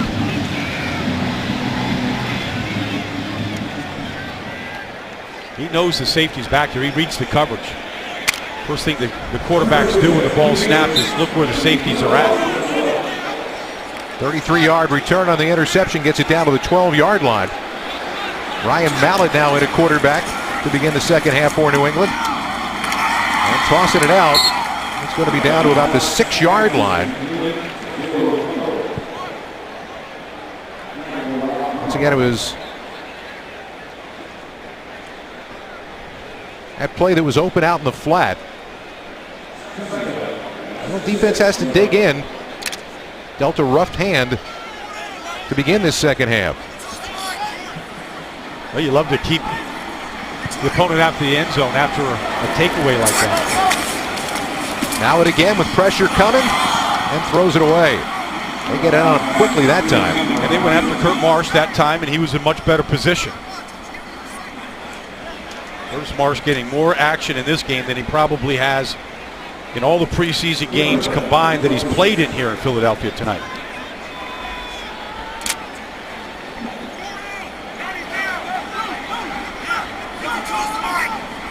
They've got Taylor McCullough, who's a linebacker, made that last catch playing in the backfield right now. What he can do for just about any team helps you. Mallett's got pressure coming, ducking and running, and the path to the end zone is clear.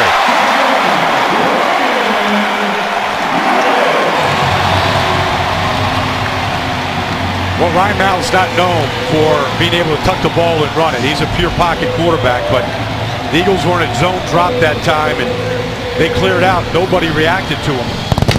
Watch, these guys are all just dropping here.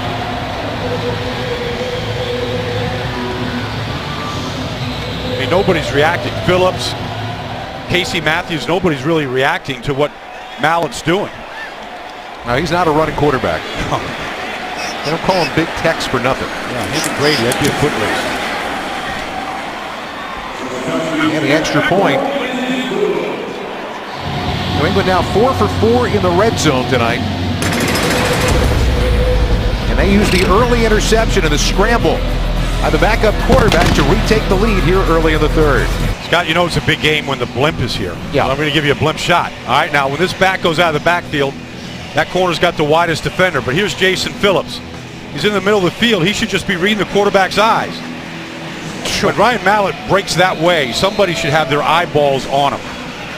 It's just eyes in the wrong place. In all honesty, the blimp could have landed in that spot. There's a lot of open room on that side of the field. I always wanted to fly the blimp. You know what? I wouldn't want to be a part of that journey. We're not going to go very far. We're just going to have a fun time up there. All right, call me. All right, Mark Sanchez trying to rebound after that last throw to James Casey that was intercepted. Trying to rally the troops here. This offensive line, second line that played well last week against Chicago and has played well so far tonight.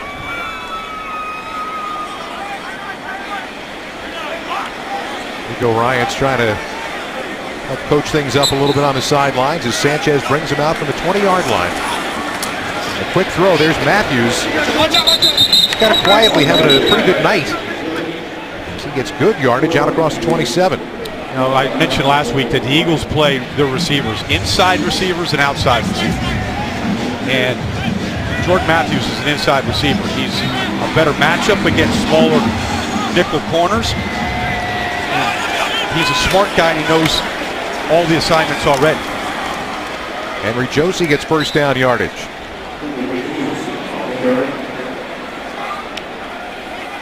Henry Josie is an interesting player, Scott. I saw him as a rookie at Missouri. He was the Big 12 Rookie of the Year at Missouri. Put up big numbers. One of the best players in that conference. And next year he had a devastating knee injury. Devastating. Unbelievable knee injury. The fact that he's even back playing now is amazing. Sanchez throwing, and it's complete out near the 40-yard line, so they continue to move the ball, and this time it's Casey with the catch. Back to Josie.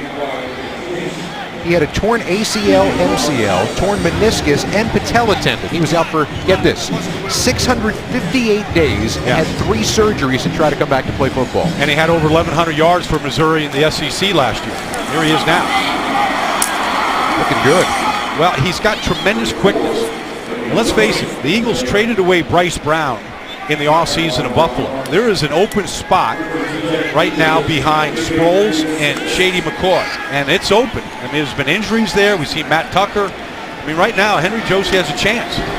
We're coming hard after Sanchez, but he's got a wide open Jordan Matthews. And Matthews barreling his way down inside the 25, near the 20. Now, if you're going to be a running back in this league, you got to understand pass protection. This is excellent by Josie. He's not the biggest guy. He kind of takes a hit in there, but at least he understood his assignment, stuck his nose in there, and gave Sanchez time to complete that ball. There's your definition of spacing on that play. Now Josie with blockers in front of him gets cut down inside the 20 after a pickup of about 3. That's a talented player now. Really talented. And it's good just to see a kid that can come back after being out for 2 years and see if he can regain the quickness that made him a one-time freshman sensation in a tough conference. Quickness he's got. On play action. Sanchez throwing. Again, it's Matthews. That's his safety net right now. And Matthews gets it inside the 15 to the 14-yard line, about 3 yards shy of the first down. You know, last week he had a couple of drops. I was talking to his wide receiver coach, Bobby Bignell, tonight, and he said maybe the best thing to happen to Jordan Matthews was he had a couple of drops last week. All the publicity and all the word was he was a sensation. Maybe it was good just to kind of deflate him a little bit, put him back to work, make sure that he concentrates the way he's supposed to. Josie through the middle, and he is going to be very close to a first down. I believe he's got it just inside the 11.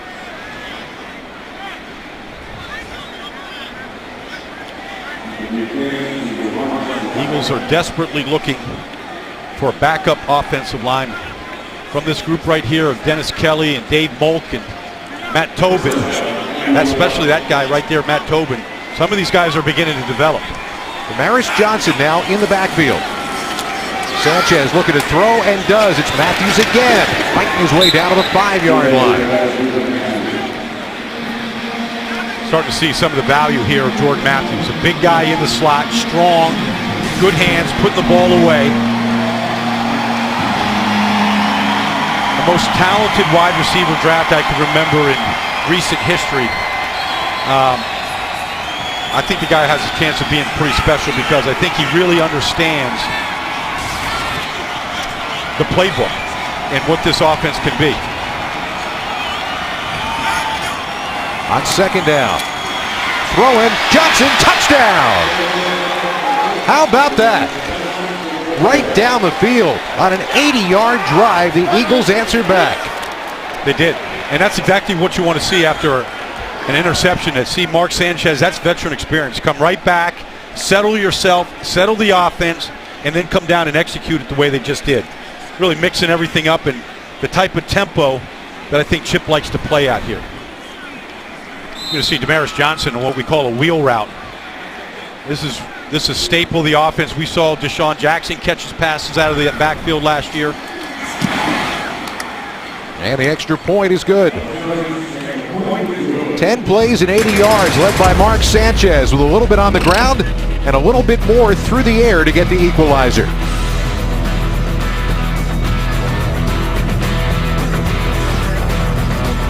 8 apiece now here early in the third quarter. Sports Authority is proud to be the official sporting goods retailer of the Philadelphia Eagles. Scott, let me give you a blimp shot here. This is what the Eagles love to do. They love to go a double rub here. 2 inside receivers and then take this one on the outside, what we call a wheel route. It's one of their best plays, and they got to look at this. Got all this confusion in there. You get a receiver in the open space like Damaris Johnson. Very easy throw for the quarterback. It's a really good concept. The Eagles really introduced it to the league last year. Other teams have copied it, but I don't know if anybody runs it better than the Eagles right now. Henry's kick, fielded by Boyce, will take a knee. And Mark Sanchez, after throwing that interception, went 6 for 6, 4 different receivers on the drive. Looked about as good as you can. And in this league, you've got to have a good backup quarterback. Guy that can win games for you, start games for you. We see that not many, survive 16 games, and I think Mark right now, 2 weeks in a row, has really shown leadership and his ability to execute. And anybody that thought maybe he was going to come back from that shoulder injury from a year ago, he's all the way back. Mallett now brings his team out. Looking to go up top, flag on the play. And that's not good news. Overthrew Brian Timms, but it looked like it might have been contact on Rock Carmichael. Prior to the pass, illegal contact, defense, number 21, 5-yard penalty, first down. Well, these Eagles defensive backs saw these same routes from the Patriots for 3 days this week. They got a lot of work, and now can you take it from the practice field where they played pretty well this week in practice, and can you execute in the game? And Carmichael struggled a little bit last week, but in this business, you got to have a short-term memory. They call it amnesia. You got to have that as a defensive back in this business. And a little reverse. Set up nicely for the Patriots. They're going to get first down yardage on the hand of Josh Boyce. He'll get it out to the 38-yard line, a pickup of 13. Brandon Graham, the outside linebacker to that side, looked like he did a pretty good job of forcing it back in, but there was no help right there. Brandon Graham trying to stay, of course, a former #1 pick out of Michigan and an accomplished pretty good pass rusher. Got to show his ability to be able to play in space at that right outside linebacker spot. Mallett rolling and firing complete. Can't be more wide open than Boyce was. That play worked nicely for the Patriots into Eagle territory inside the 40. Both these last 2 plays, Scott, are misdirection plays. A lot of action the other one way, and they're coming back to it.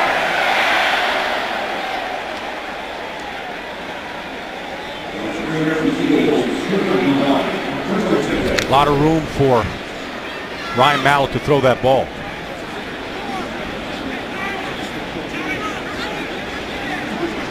Game's turning into a little bit of a track meet.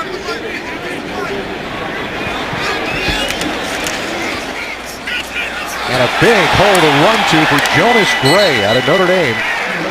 He's going to have a first down inside the 30 down to the 26. Well, let's take a look here. You see this is a bare front. They cover the inside 3 offensive linemen. Really no linebackers in play right there to stop that. That's an old Buddy Ryan look. They call it a bear where you cover the 2 guards in the center inside to stop that run.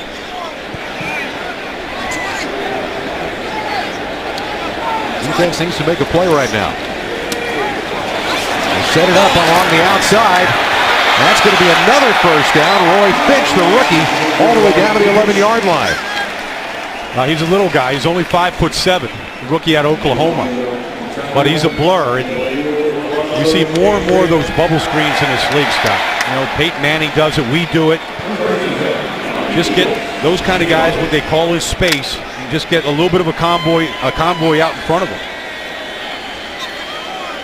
5 plays and 5 first downs for New England, answering back the Eagles drive. And this time, not a whole lot there for Gray.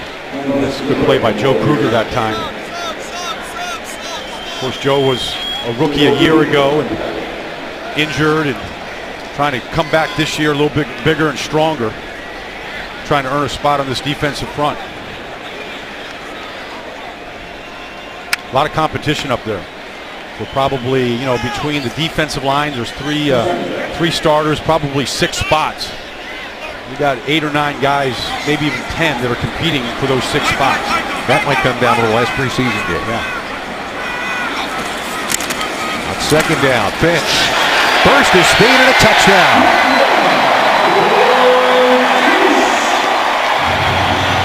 New England right back down the field.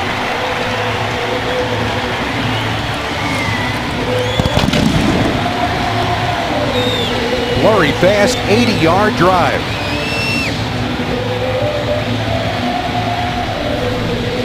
Well, let's just see here. I mean, you got Acho up here in the line of scrimmage. Everybody gets sort of caught inside. If Acho's going to, that's his play, to come over the top. You got to get off blocks. I mean, right there, they just stayed blocked up front. Gostkowski bounced it off the left upright, but got it through. Once again, it's a 7-point lead for New England. Eagles fans holding tough here in New England. Birds down by 7. Now it's time to gear up for back to school. Be sure to start the school year right in the latest Eagles style. Shop online now at PhiladelphiaEagles.com or visit any Eagles Pro Shop location, Cherry Hill, Lincoln Financial Field, or Rockville Square outlets. Take a look at the last touchdown run here by New England. See what happened to the Eagles. This is a counter play. Finch is going to step here and then come back, and the guard is pulling. So watch Najee Good here. He's got to get over the top of Maneri, the tight end, and he doesn't do that. He's got to get outside that play and turn it back into his pursuit. A chance for Damaris Johnson to forge a return on the next Eagles drive with Matt Barkley at the helm. Will start from the 20. Now the end of what was a, by and large, very good night for Mark Sanchez. 2 weeks in a row for Mark Sanchez. And really, he did it all. I mean, he really ran and executed the offense. The only miss he had was an interception. And just pinpoint passes here. Really had an understanding of the spacing, where to go with the ball. He threw it with touch. He threw it with pace. And thus, it's good to see Mark Sanchez smiling on the football field again. It's been a while for him, but I think he's really enjoying it. And it was overall a really good night for Nick Foles and Mark Sanchez, and so now we get to see Matt Barkley. First effort tonight. He was 7 out of 16 last week in Chicago, and that ball is going to be fumbled as it comes out. If it stayed in bounds, it belongs to the Patriots. It did. Yeah, where's the knee down here?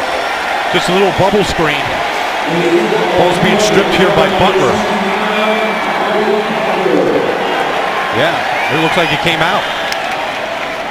Well, of course, look at that on a potential turnover as Jeff Mayo got stripped of the ball. Now does the knee touch? No, ball's out. Nope. It's a good call. That call's going to stand.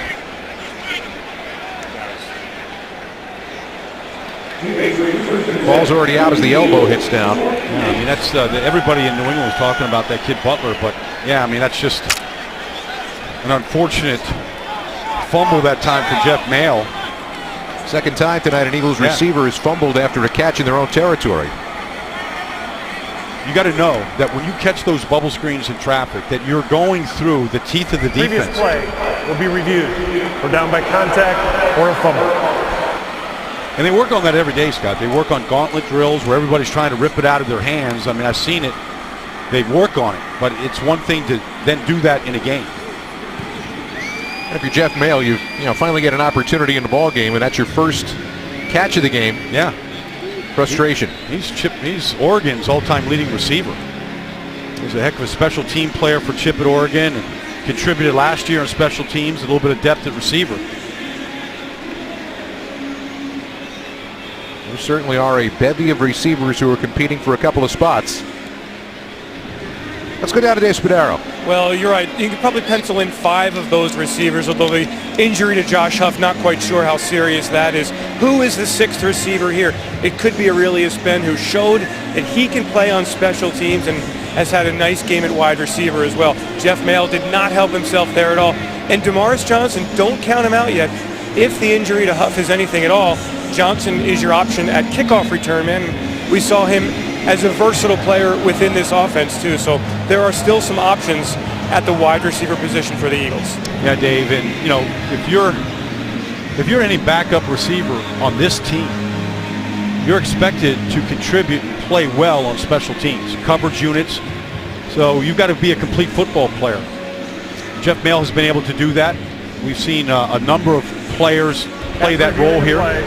Drilling stance, fumble, 1st and 10 New England. For the second time tonight, New England gets a short field courtesy of an Eagles wide receiver's fumble after a catch. And that'll be emphasized all week, to all the offensive players that touch the ball. Ball security is everything in this business. You just cannot give the ball up inside the 30-yard line, good territory here for the opposition. And all those things are being evaluated by that man.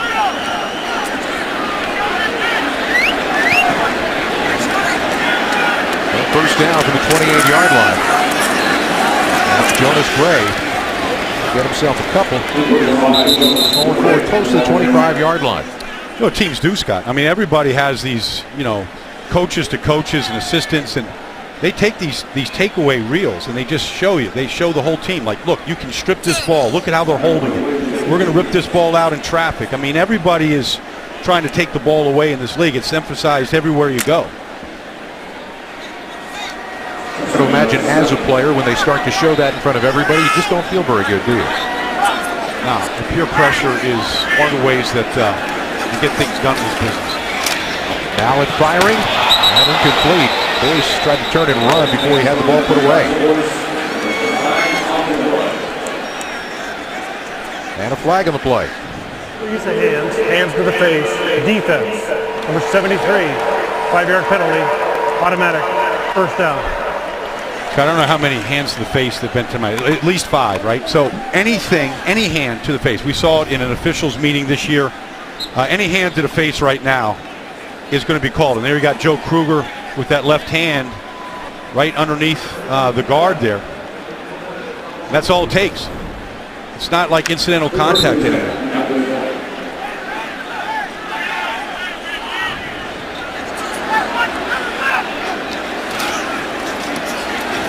To imagine as Gray cuts back and finds a lot of room to run. Late flag. It looks like he's in for a touchdown, but it might be a block in the back. I think Boyce is going to get flagged for it. You're right, Scott. Illegal block in the back. Number 82, offense, 10-yard penalty, replay, 2nd down. Well, the story of preseason football in the NFL is the penalties that are being called right now. This one saved a touchdown for the Eagles as Jason Phillips misses the tackle in the backfield. And now, are you taking the right pursuit angles? You see that block in the back by Boyce right in front. You see 2 flags. So you turn to argue with an official and it's 2 officials. It's really hard to get away with your point at that point. Not when you see double flags come out. And then you see that glare from the sideline. We said in 2 games now, this is all being directed by the coaches to call these. One-on-one play down to the corner. And over the top of Marsh. Did he make the catch? Touchdown. Brian Timms. Well, I mean, Curtis Marsh still hasn't found the football. And this is pure man-to-man coverage right now. He looks back for the ball, but now he takes his eyes off it. Once you look back for the ball, you go find it. You become the offensive player. It's a heck of a catch. It's a great catch. I mean, it's a good throw, feet in bounds, all that. But you can see, like, how tight these spaces are. It's not terrible coverage, but it's not good enough. And you can see in this league, I mean, they've been picking on Curtis Marsh here, and until he can stop it, they're going to keep going after him. Gostkowski for the extra point. And New England back up by 14 now. Well, your burning questions coming into the season. Where do we stand right now? Well, I mean, look, we talked about Deshaun Jackson. We saw a lot of production from Jordan Matthews tonight. The tight ends really stepped up. So I think they're going to be okay there. Now, how does Nick Foles develop? We saw a step up tonight. He played very well. Defensively, obviously, they have to increase their pass rush, Scott. And they got to really, as you said at the beginning, they got to tighten the screws on the defense. They're playing their 4th and the 5th and the 6th corners out there tonight. They got to get better at that position. And I think Chip Kelly will stay ahead of this league. I just think that he's too innovative. The ideas keep coming. The game planning methods, how you train. I mean, I think he's on the cutting edge of all of that. The troubling number on the night tonight, on top of the 21 points off turnovers for New England, is the fact that the Patriots are 6 out of 6 in the red zone. Yeah. Well, I mean, they were good in the red zone last year. They gave up a lot of passing yards, but they were decent on 3rd down a year ago. And they didn't give up a lot of points. They went 9 weeks in a row last year where they surrendered 21 or fewer points. You're going to win a lot of games that way with this offense.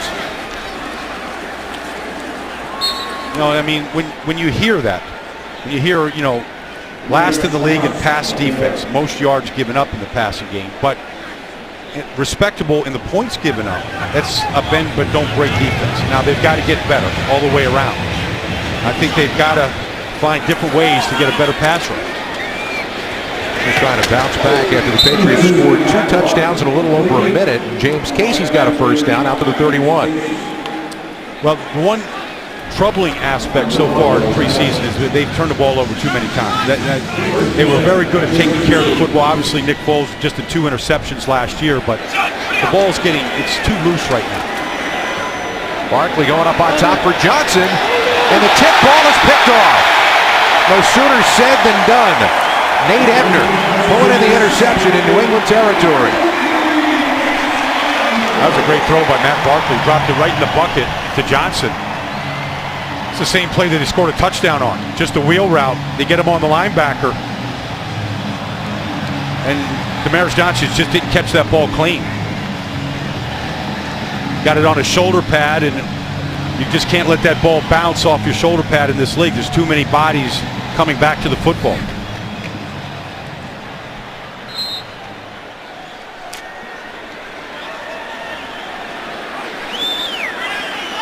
Late here in the 3rd quarter. An inspired comeback in the first half, but those 4 turnovers really jumping off the page. Mallett, deep ball throwing, and incomplete. Pretty decent recovery by Rock Carmichael to the receiver, who we lost for a moment. Well, there was contact on the play, but it was what they call incidental.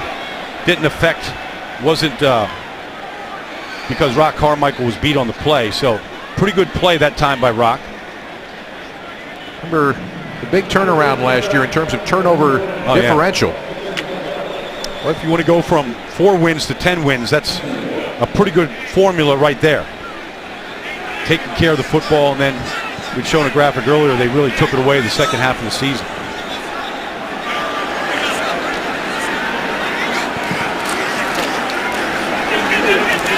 And Gray going to get taken down from behind by Kruger out near the 49-yard line. Setting up third down.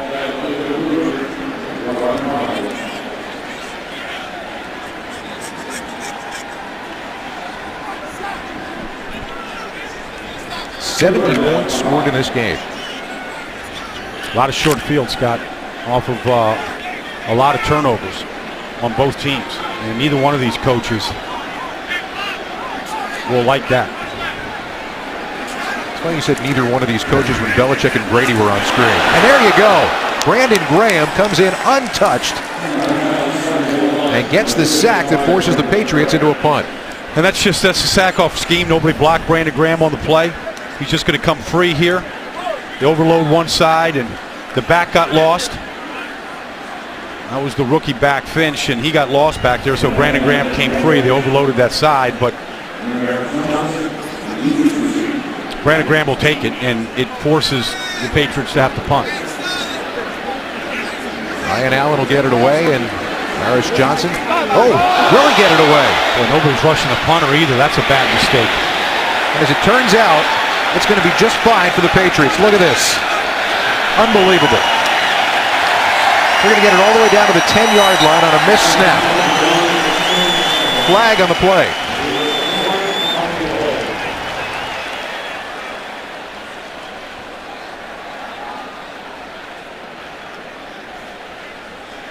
Dave Phipp, the special teams coach here. Usually when you have a bad snap like that, you have too many men downfield early. That would be the hope. Ineligible downfield on the kick. Number 48. 5-yard penalty. Will replay. Fourth down. You got to have somebody that always is going after the punter. Always. In case this happens. And nobody is. Will Murphy's late getting there. That's a great chance for a free turnover. So again, it's assignment football there on special teams. Somebody should have been chasing that loose ball.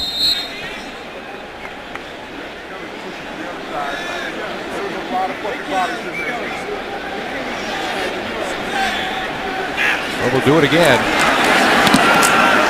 This time fielded cleanly. And Johnson a little room to operate.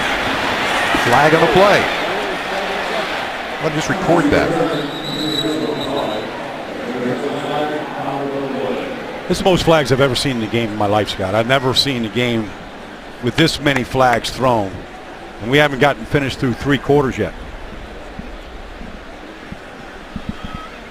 During the return, holding number 35, return team. 10-yard penalty. First and 10. Daquan Lowe, a rookie out of Oklahoma State here.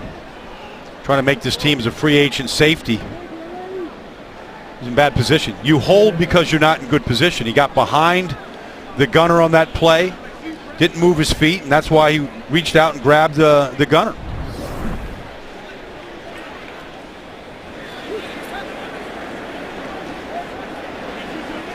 So you see the penalty yards so far from the 15 accepted penalties. He's back in business. Henry Josie straight ahead, got himself a first down. Pretty good block that time by Lane Johnson. On the right side, him and Dennis Kelly freeing Henry Josie right up the middle. Lane Johnson trying to get as much work as he can because he's going to be missing the first 4 games of the season this year. And a diving catch. And a pretty one by Matthews. Great to see Jordan Matthews catch everything that's been thrown to him tonight. Laid out for that one. Or near him. Yeah, nice job of pulling that ball right to his body. 9-yard pickup, second down and 1. Josie on the toss.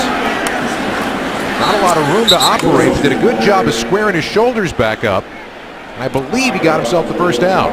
He really did. And that's not an easy turn. You know, that's like you need one of those European sports cars in order to make that type of turn. Going full speed east-west and then being able to put that left foot in the ground. That guy is pretty good at it. Darren Sproles, we haven't seen a lot of it so far in the preseason, but he's about as quick and good at making that cut as there is in the league. Now they set up the bubble screen for Matthews, and there he goes. down the sideline. First down yardage. He's having a big game. All right, here we go. Just the old bubble screen. You got two blockers out in front. Nice job right here. Look, that's it. Look, he didn't get all of it, but you got enough. And then Jordan Matthews kind of danced right between them. That throw kind of slipped out on Barkley, tossing a bar of soap over the head of James Casey. The old bar of soap. Kind of slipped out of the hands. Matthews, 9 catches for 104 yards on the night. You're beginning to see those flashes of what it is that the Eagles saw of him. You see what he just looked to the sideline to get the signal. Now he's got to process the information. And Josie, nice move on the inside, down to the 25 to the 24-yard line. As an inside receiver, you're going to catch a lot of balls in the traffic like we've seen. Okay, that's one of the things. You're going to get a lot of the third corners on you. And then the outside receivers, they got to do a lot of the blocking out there.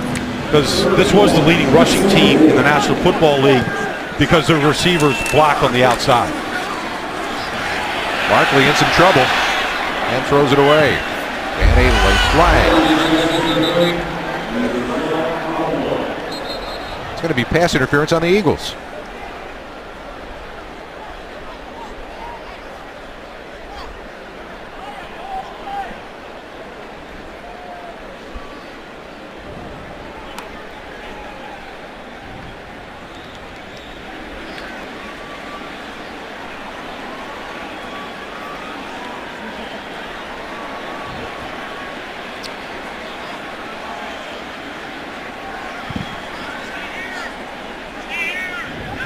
Ineligible downfield on the offense. Number 67. Pass interference. Offense. Number 80. Penalties to be declined. Result of the play, 4th down. He said that there was 8 officials tonight. Maya Shaka is the head linesman here tonight. She works for Conference USA, and you know, this is a league of diversity, and women are getting a chance right now in the college game, and she's getting her little bit of stripes here tonight, as they would say in this business. So to you women out there, there is a future if you love rules and officiating. On the same day that Monet Davis threw another complete game shutout. How about that for the Tanny Dragons in the Little League World Series? Congratulations, the Philadelphia team, getting a 4-0 win today. What a story that's become. Oh, she's unbelievable. She's amazing. They got a 3-run home run in the first inning. She made it stand up with a 2-hit shutout. Yeah. She's a national story right now. Barkley firing, complete. Really nice catch in traffic. B.J. Cunningham.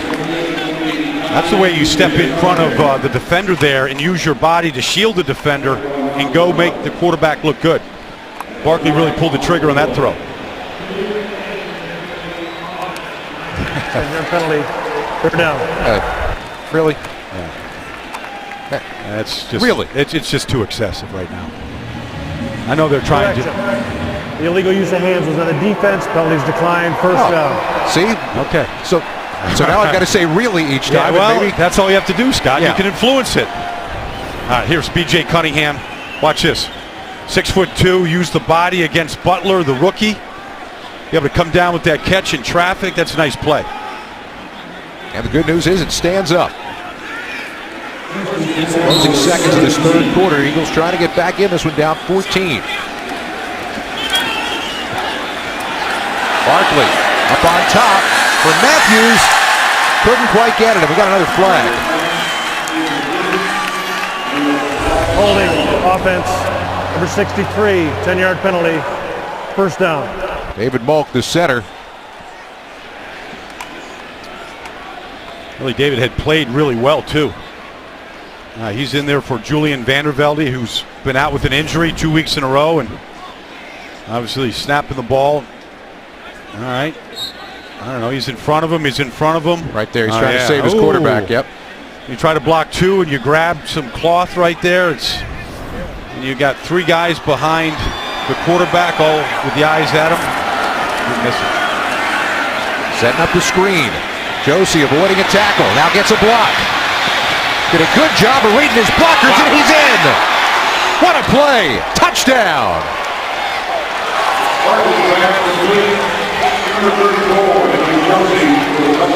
That's a big thrill when you score your first NFL touchdown the way Josie just did. And really good job downfield here. He's coming out on the screen, but you get Kelly out, you get Molk out. All right, here's Dennis Kelly with the block. This is great. Dave Molk, who just had the holding call, great block on the outside. Look at Josie hugging the sideline, walking the tightrope. Terrific job. Yeah, I tell you. He just showed all the skill he had, and Molk bouncing back nicely after the holding call. Henry bangs the extra point through on the final play of the third quarter. And the Eagles will enter the fourth after that touchdown, down by just 7. Thanks to a great job by a rookie figuring out a way to stay in bounds down the sideline for his first NFL score. Josie getting his team back within 7 as we start the fourth quarter. Santander, a bank for your ideas. Not every idea needs a bank. Santander is here for the ones that do. More information available at santanderbank.com. Deuce Staley, of course, former Eagle, working with Henry Josie here. Got a little bit of electronics out there, just a little touchscreen, Scott. Show the play, and nice job walking the tightrope. Josie saying, yeah, what are you showing me? I did it know right, what didn't I? did. Yeah.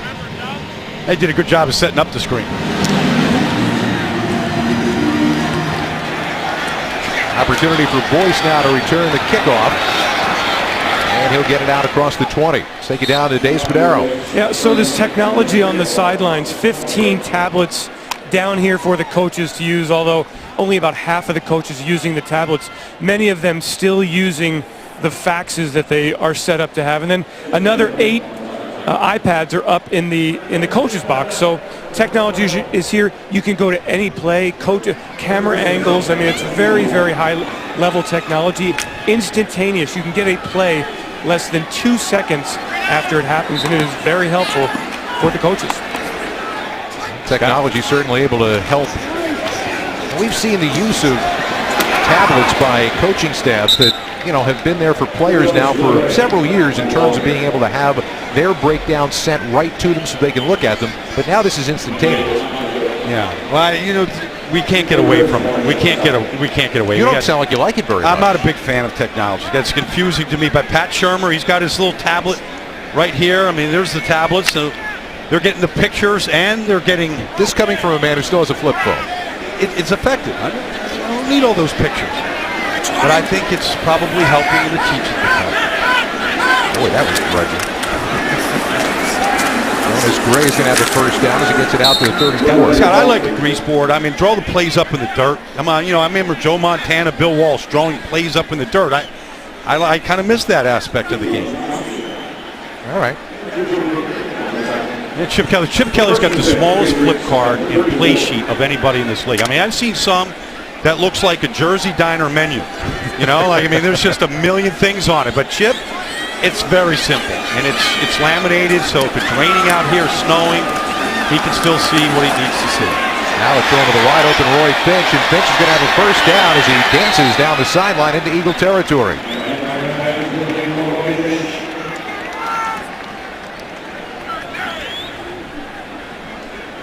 Francis Mays, the rookie out of Florida A&M, was there providing pressure, but Mallett found a way to get it to his receiver.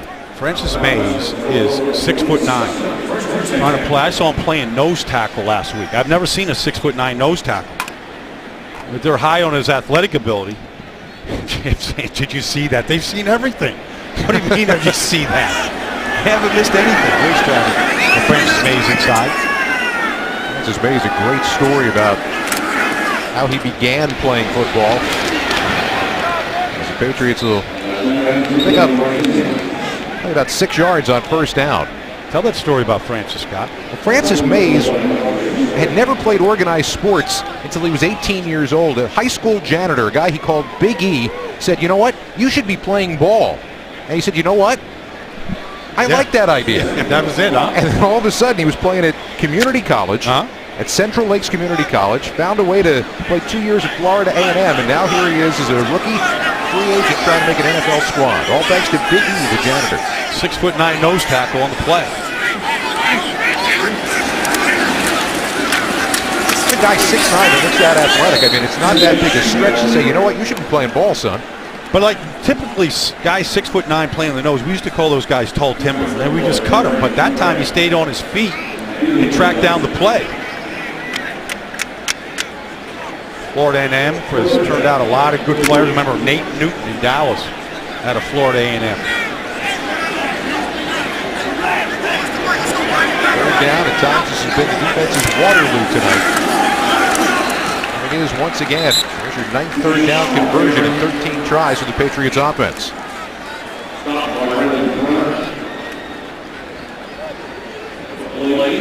Manuacho still in the game in the fourth quarter here. Got a twin brother, Sam Acho, that plays for the Arizona Cardinals.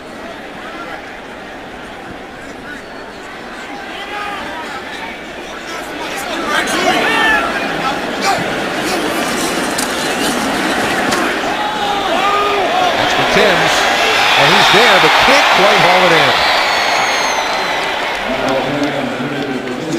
That was close to being another one of those plays up over the top. And who else? But it's been the Curtis Marsh show on the outside tonight. Constantly in man coverage.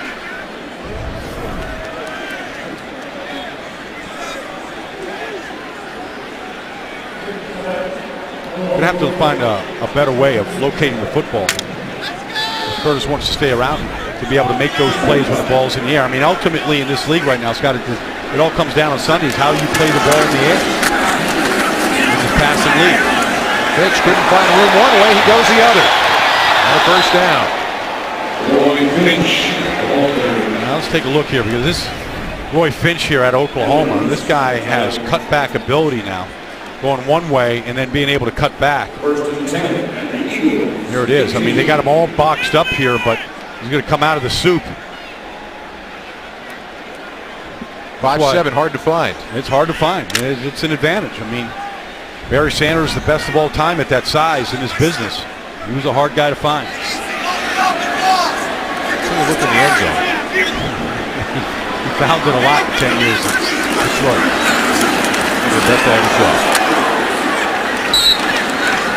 One way to slow him down is to box him in, set the edge, turn him back to your help. And there's Francis Mays making the play.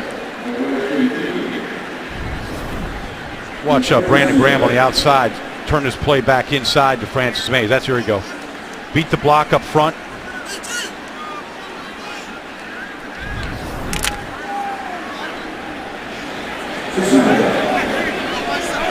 Brandon Graham still find a way to contribute and play in the run. Mallett showing his legs again. Got away from the pass rush and got it down to the 14-yard line. He picked up nearly 5 yards. There you go.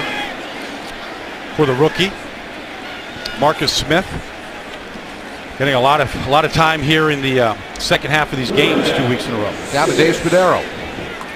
Watching a lot of Marcus Smith, and he's absolutely exhausted. But I have a question for Baldy. How does a kid who's had 14.5 sacks last year, how is it that when he comes to the NFL, that's kind of the last thing that develops? Because he doesn't know how to rush the quarterback. Explain that to people who don't understand that. You know, in college, hey, you get 14.5 sacks. The NFL is a whole different kind of game. There's athletes out there in college like me, Dave, that just can't stay in front of an athlete like Marcus Smith. And you get a lot of easy one-on-ones. You get overloads. You get breakdowns. You get a pass-happy league in the American Conference where he came from, where they're throwing it at Central Florida 50 times in a game. You get your opportunities to rush the quarterback. You get the numbers, but it doesn't mean he knows how to rush the quarterback. He's got to learn that aspect. Gostkowski for a 43-yard attempt. And he missed it wide left. Keeps your door open with 9:05 to go here in the ball game. Once again, it was the sack that stopped the drive. And it was Villanueva who put the quarterback away. You know, I agree with you on the whole blimp thing. Yeah.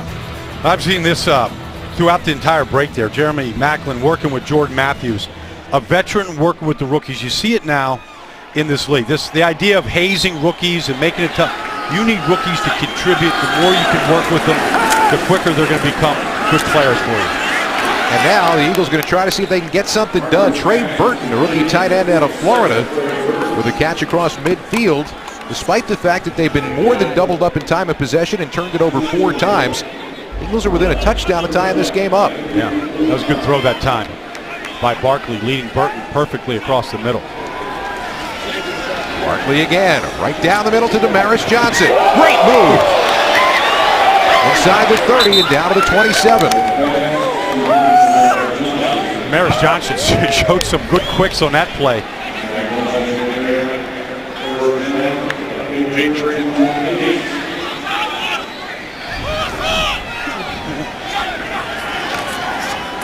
There's Johnson again.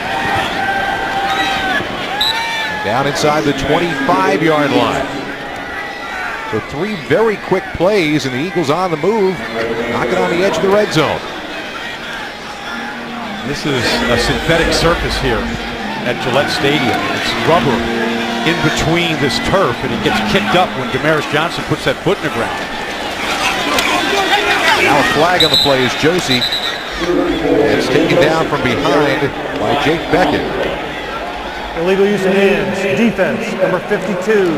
5-yard penalty. Automatic. First down.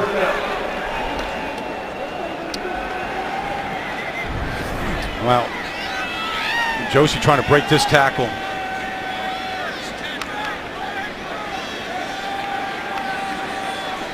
Yeah, he's upset that he didn't break away from that. Just being pulled down by the hand. He might have been rolled up on that play, but he's in the game. He's staying in there. He probably knows that there's not a whole lot of other options at running back right now. I have a hard time getting him out of this game right now. Barkley setting up the screen for him, but it got tipped. Jake Beckett, you know, the whole idea behind the screen is to invite the defense in, and then you throw it over their heads, and that time came in there a little too quickly, couldn't really set it up. Of course, we've seen Josie take that screen pass for a touchdown, first NFL touchdown, just a few minutes ago. Second down from the 19. Big rush coming up on top for Josie. Kind of got bumped off his route a little bit by James Morris downfield. And a flag. Really? Prior to the pass, holding, defense, number 44. 5-yard penalty, automatic. First down. I changed my cell phone ringtone to and a flag. Well, I mean, it's going to be the story in preseason. You know, we're going to see Foxes that got a game, you know, this week in Carolina, and they're going to throw flags like this. It's going to really start drumming up a lot of national attention. The fans aren't going to like it. Hopefully, it's going to go away by the time you get to week 1. Straight through the middle, Damaris Johnson down inside the 10-yard line. I was making the point that the college basketball season last year, they changed the rules, and early in the season, there were so many fouls called. It was absurd. Yeah. But the players adjusted. And that's what they're hoping right now. That's what they're hoping here. Yeah. The one that we've seen tonight, though, the illegal hands to the face, it is hard to play with your hand because this is a hand game. So you got offensive and defensive linemen basically just jarring with each other and sparring. It's hard to control your hands, and if it slips up and hits the helmet, it's so incidental sometimes. Now that's going to be a first down, except for the flag being called. Damaris Johnson trying to help out Henry Josie as a spare running back right now. Illegal use of hands. Hands to the face. Defense, number 98. Half the distance. First down. Especially inside there. We've seen so many inside in the trenches. Sounds like even John Parry was tired of calling it, to be honest with you. He did. He looks like he's getting exhausted with it. I guess it's somewhere inside. I mean, I don't know. Maybe it's there. I mean, who knows? I mean, there it is. That's it. There it is, yeah. Yeah, on the defense. So forced it. First and goal. All right. And the opportunity now. And Johnson is going to be just shy of the end zone. Well, you know, it didn't look like it was a clean handoff, but who would expect your receiver and returner to get reps at running back? They put him in there with all the injuries here today, and it wasn't a clean exchange. And be running between the tackles, I might add. He never thought. When he was at Tulsa, I mean, he did everything at Tulsa, including playing some quarterback. Gets the carry here. Just can't move the pile forward as he stopped just shy of the goal line. Damaris Johnson's 5'8", 175. Yeah. That's with, like bricks in his pocket. The old thing Dorsett used to do that coming out of Aliquippa. Put the old rocks in the pocket to make it look like he weighed a little bit more than he did. He's in the backfield again now. 3rd down and goal. 2 down territory here with just over 5 minutes left. And Johnson trying to bang his way into the middle. He can't quite get there. The feet aren't stopping. Just doesn't have the power. Yeah, I mean, your 4th quarter, of course, Chip is dialing up another play, as you should, with no huddle. 4th down and goal. Johnson again, pounded inside, and he's stopped once again. Turned away again on the goal line. And Chip was just giving his offensive line a chance to go score that. It's the 3rd-team line in there. You see Graff, the left tackle, see if they can, Andrews, if they could move that line just 1 yard so that Johnson could get it in. And you got to get some push here. I mean, this is all, let's see, can they move this group into the end zone? And they don't. No, and the safety came in clean, but that's their job right there. Move that line of scrimmage. On a night when 3 running backs were out, Eagles caught short at the goal line. Fans, go to PhiladelphiaEagles.com/EaglesNest for more info on pep rally locations, Bud Light special, and you can win tickets to home games and much more. Bud Light, the perfect beer for whatever happens. A night of flags, 20 penalties called in this game for 164 total yards. That's accepted penalties. Yeah, but at least, they're calling it even. I mean, we've seen the calls on both sides. Oh, yeah. Yeah, that's just... too many. Nick Foles, a good night. Zach Ertz, a good night. A touchdown from Nick Foles. A growing combination between those two. Well, the defense will see what they can do about keeping the Patriots pinned. Take one more shot, perhaps.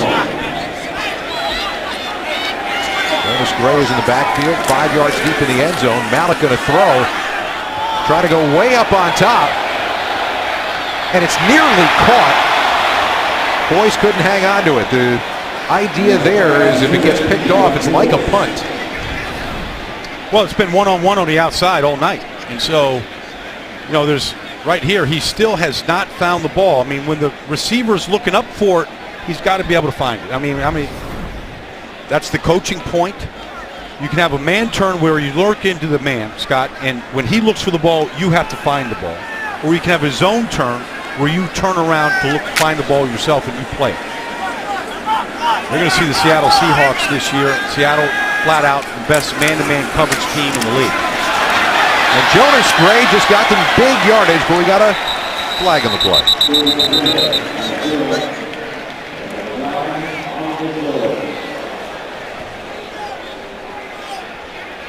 Illegal use of hands, hands to the face, defense, number 61, 5-yard penalty, automatic 1st down. Mays called for hands to the face. All right. So, I mean, here's Francis Mays over here. He's got the right hand. Up. Right in the grill of Cameron Fleming. It's just tough, though. It's tough. I mean, Francis Mays he's a tall, skinny kid, and got athletic ability, but it's tough at 6'9" to get underneath these offensive linemen and to hold your ground. So the 1st down, it's going to give the Patriots a lot of room to operate now as they try to kill the clock and put this game away.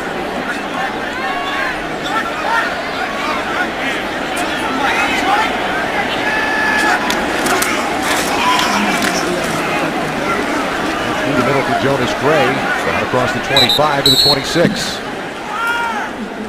And there's Alejandro Villanueva. We saw him with the sack. I talked to him just yesterday here, Scott. And, he got found at one of these free agent tryouts at Flowery Branch in Atlanta, and then in Detroit. He brought his wide receiver gloves with him to the tryout because that's what he played at Army at West Point. And they said, well, would you try playing another position? He goes, well, what would that be? They said, well, how about defensive end? He goes, I've never played defense. He's learning how to play defense here, you know, in the third and fourth quarter of these games, after being the tallest wide receiver maybe in the nation.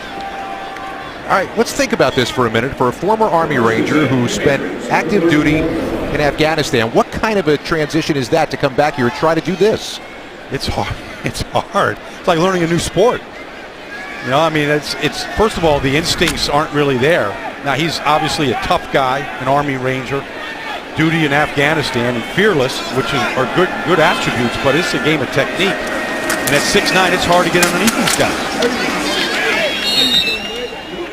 He's getting a chance to play out his childhood dream right now, obviously with a Brown star. I mean, he's got a bright future in anything that he wants to do. But sometimes you just, you know, you want to sort of purge the game of football out of your system before you move on. I'd like to see him at wide receiver, see what he looks like, to be honest with you, at that size. Well, 2009, he had 34 catches for 522 yards and 5 touchdowns. Yeah, and then for a running team. For a running team. Yeah, you know, they run the old triple option up there at West Point. They're trying for what would be the 60th first down of the night, and that more or less would put this game away with 2:26 left to go. Now, opportunity to stop the clock. The Eagles take the timeout because if you hold here on third down, you're going to get the football back with one more opportunity to get the equalizer late in this one. Not too ridiculously far from here. 2:26 to go in this one. A city, by the way, that I've been lost in my car more than any other city in the United States of America. Well, the city was built for horse and buggy, you know, 250 years ago. That Copley Square right by Fenway Park. Yeah. Chip Kelly said he didn't spend innings at Fenway Park as a kid. He spent hours and days watching the Red Sox coming down from New Hampshire, watching that team try to win a World Series and break the jinx. Third down play, Mallett throwing, and he got his first down. That's Timms, who sat down in coverage, moved the sticks. That might do it for the ball game. And we'll see. Going to wind it down to the 2-minute warning now. The Eagles will be able to stop it 2 more times after the 2-minute warning. That might have been the one, the 60th first down of the game, that allows the Patriots potentially to put this game away. There's the officials' huddle. Took place during the timeout. You think they're saying, well, you got one more hands to the face in you? If we get one more, we'll break a record. I mean, John Perry, the official tonight, the referee, even said that we're trying this new configuration tonight. We're playing with 8 officials. By the way, that's a Super Bowl referee. That's a good official right there. No, John's good. Yeah, so don't think that we're saying something out of turn here. But they're being asked to do something here, point of emphasis on a number of things, and point of emphasis is, you know, it is what it is. There are officials behind the line of scrimmage, the first time it's ever happened before. 2 umpires and the referee, Andre Walsh, longtime umpire in this league. First time I've seen a woman official in an NFL game, Maya Chaka. She's learning a little bit from an experienced offensive head linesman in this league. Got a couple more games in preseason coming up next week. Back at Lincoln Financial Field for the first time against the Pittsburgh Steelers, and it closes out the following Thursday against the New York Jets. Patriots take a knee. Eagles take a timeout. 1:57 to go. I mean, Chip's going to try to win every ball game. He knows in preseason it's not about wins and losses, but he's still going to try and win every game. 42-35 with 1:57 left. Some pretty highlight film moments in this ball game, starting with Kerry Williams with a 77-yard interception return for a touchdown. Aurelius Ben, a spectacular punt block, and the offense at times looked very good. Aurelius Ben with that touchdown off a deflection of Moma, and then Matt Barkley here to Damaris Johnson on a wheel route. Henry Josie getting his first taste of NFL end zone. Getting a good chance to play tonight. Nick Foles needed to come in tonight and kind of erase week 1 from his memory. He did just that. Very efficient out there. Yeah, I thought he played well. Aaron Sproles have yet to really see him really get on track and really be a big part of this offense in a preseason so far. Real limited action. Patriots going to run a play here. And by running the play, they effectively end the game. Jonas Gray, first down yardage. Eagles can only stop it one more time. They likely will not. And that's going to do it for your ball game. So we talked last week about what the coaches would be able to look at from game 1, how excited they would be being able to go home and see that after having seen the team on the field what they had to work on. So what will they be working on primarily now as they head into next week getting ready for the Pittsburgh Steelers? Well, you know, the third preseason game, and we always call it the dress rehearsal and all that, but I mean, I don't like that. This is going to be their last opportunity for the starters to really get important playing time. We'll see Shady probably carry the ball quite a bit. And then they're basically, that offense is going to take a break the last game against the Jets. And so it's really getting ready for Jacksonville next week. I mean, it's a real important game. And they want to eliminate some of the penalties, obviously, are going to be talked about. And then they're going to try and shore up this offensive line where they're not going to give up the pressure. You know, and so they're trying to tighten everything up here against the Steelers. The Steelers are going to do the same thing. Probably see the starters play into the second half next week, come out of the locker room at halftime and get ready for a second half. Should be interesting, and obviously defensively, I want to see if we can get some things buttoned up. It did not work this evening here against the Patriots. Two coaches who saw an awful lot of each other this week.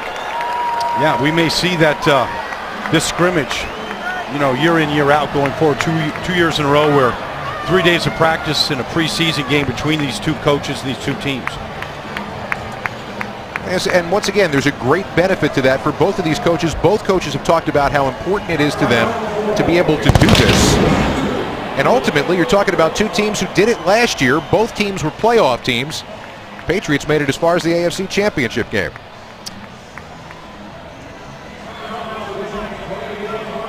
Patriots just about doubled up in terms of time of possession here this evening. And ultimately, one of the things that stands out was there were mistakes and there were penalties. There was mistakes and penalties, but I thought the Eagles quarterbacks, specifically Foles and Sanchez, played very well tonight, and that's encouraging going into next week's game against Pittsburgh. So next Thursday, the Eagles come home to a newly revitalized Lincoln Financial Field, take on their in-state rivals, the Pittsburgh Steelers, right here on 6 ABC. Stay up to date with all your Eagles news at PhiladelphiaEagles.com. For Dave Spadaro, Brian Baldinger, I'm Scott Graham. Good night from Gillette Stadium, where the final score, the Patriots 42 and the Eagles 35. We'll see you back in Philly next week.